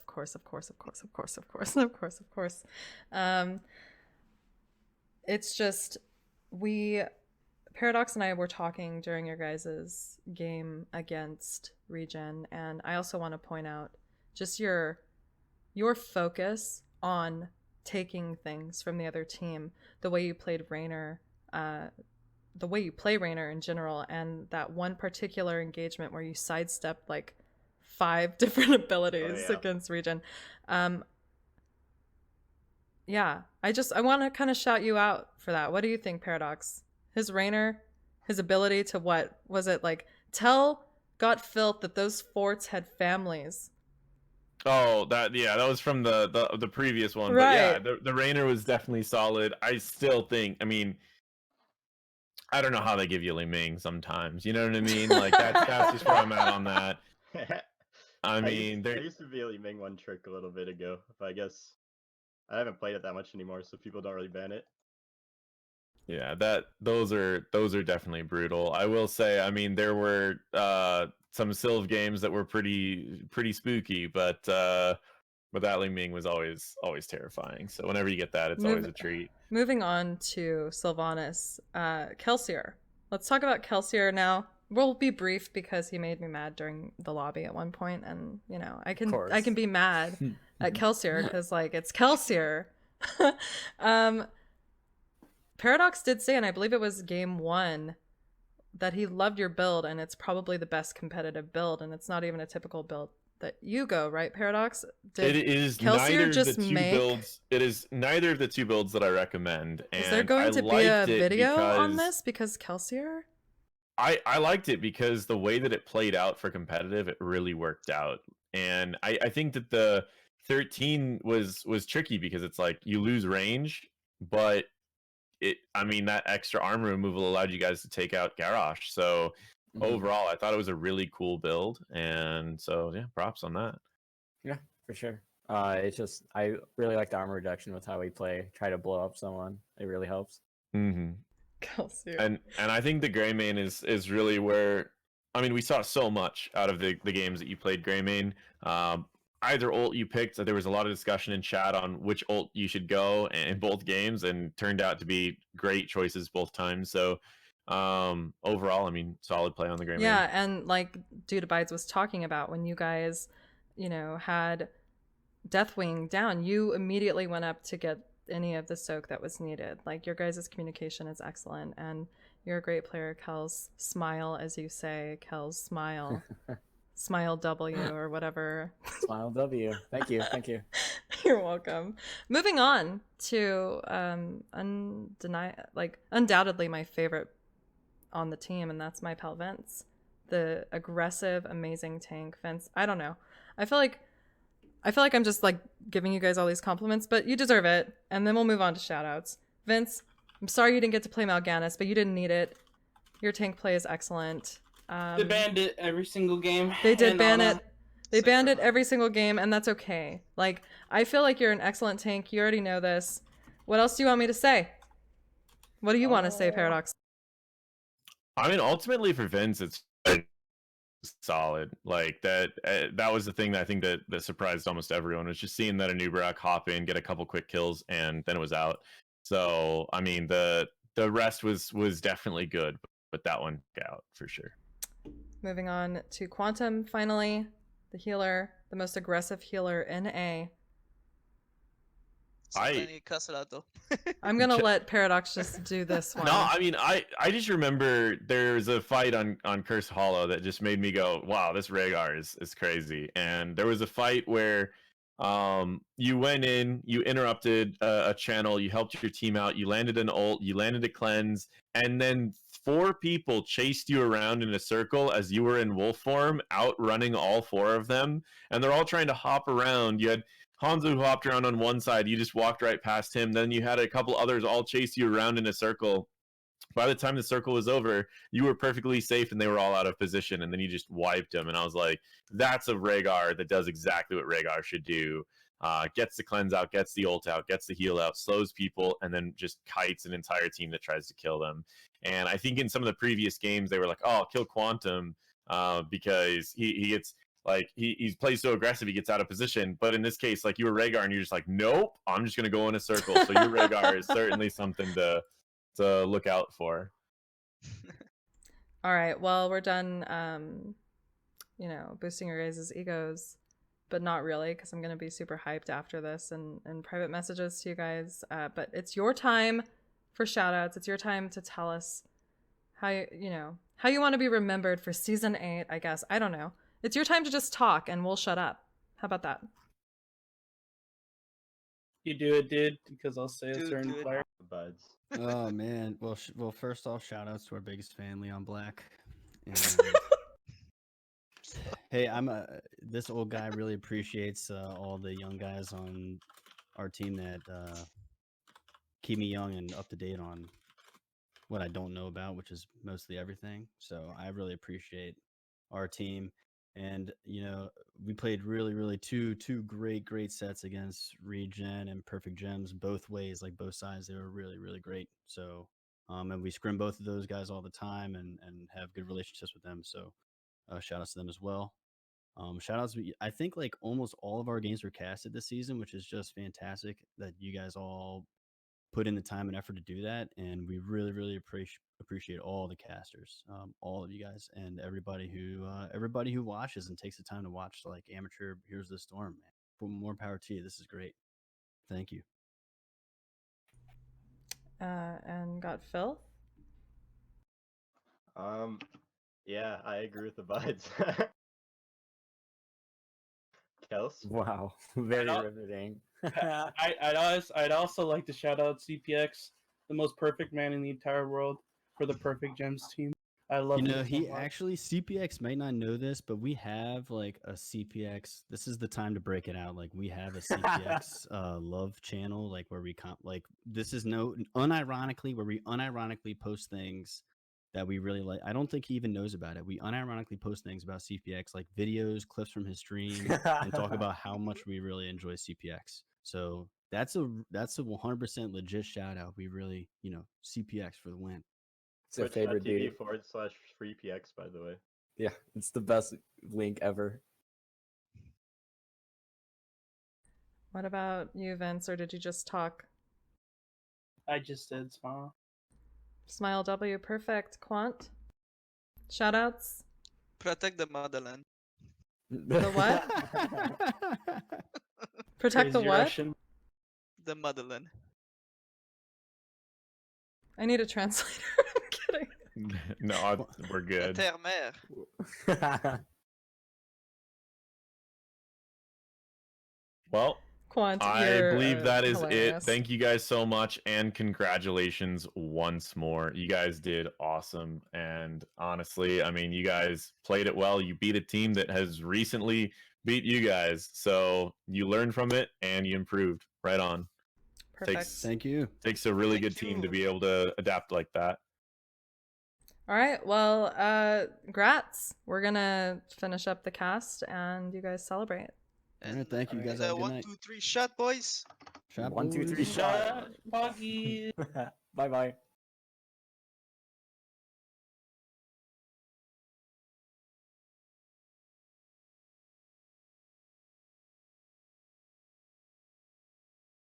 That was that was an awesome series. Honestly, Yeah, I was those were super some excited. games. Thank you for And- joining me.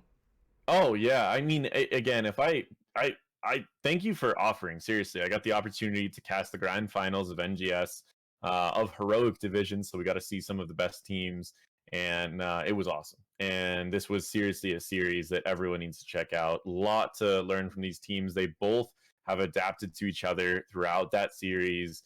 So it was really a cool series to watch. So thank you so much for giving me the opportunity. Thank you NGS for putting on this whole series, this whole season, because it's, again, everything that I've mentioned about NGS before, it's an awesome program. Well, it's been awesome casting with you throughout this season. I feel like we're almost like a duo at this point. If I can't get you, then it's some other rando. No, I'm kidding. Shoutouts to the Richard Gere as well as Quebeco or Cubico.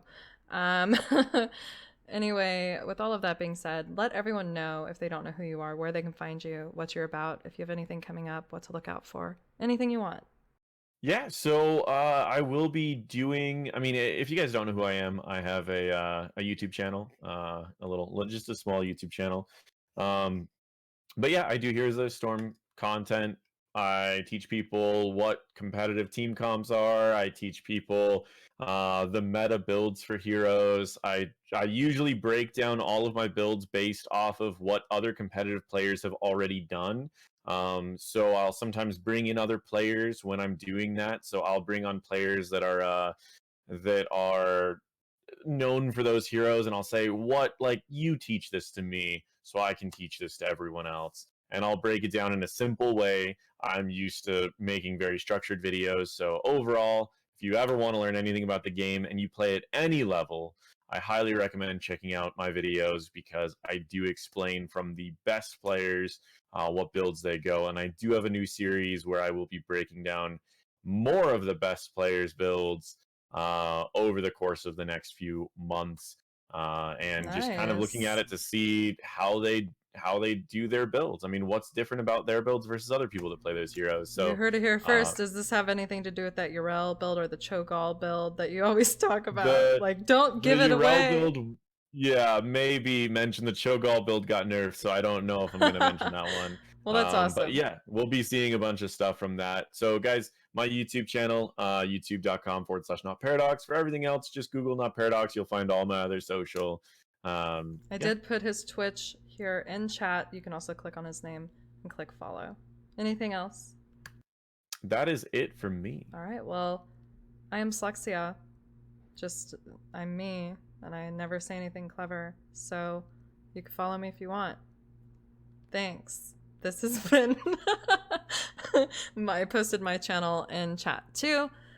It's been a pleasure casting with you throughout the season. Like I said, NGS is a great organization. It's crazy how many people are involved, and I'm happy to be a part of it. Thank you guys for tuning in. I'm gonna play that cool video again because, like, Weenus made it, and it's a shout out to Moist Weenus. And then we're gonna get out of here. Have a great night.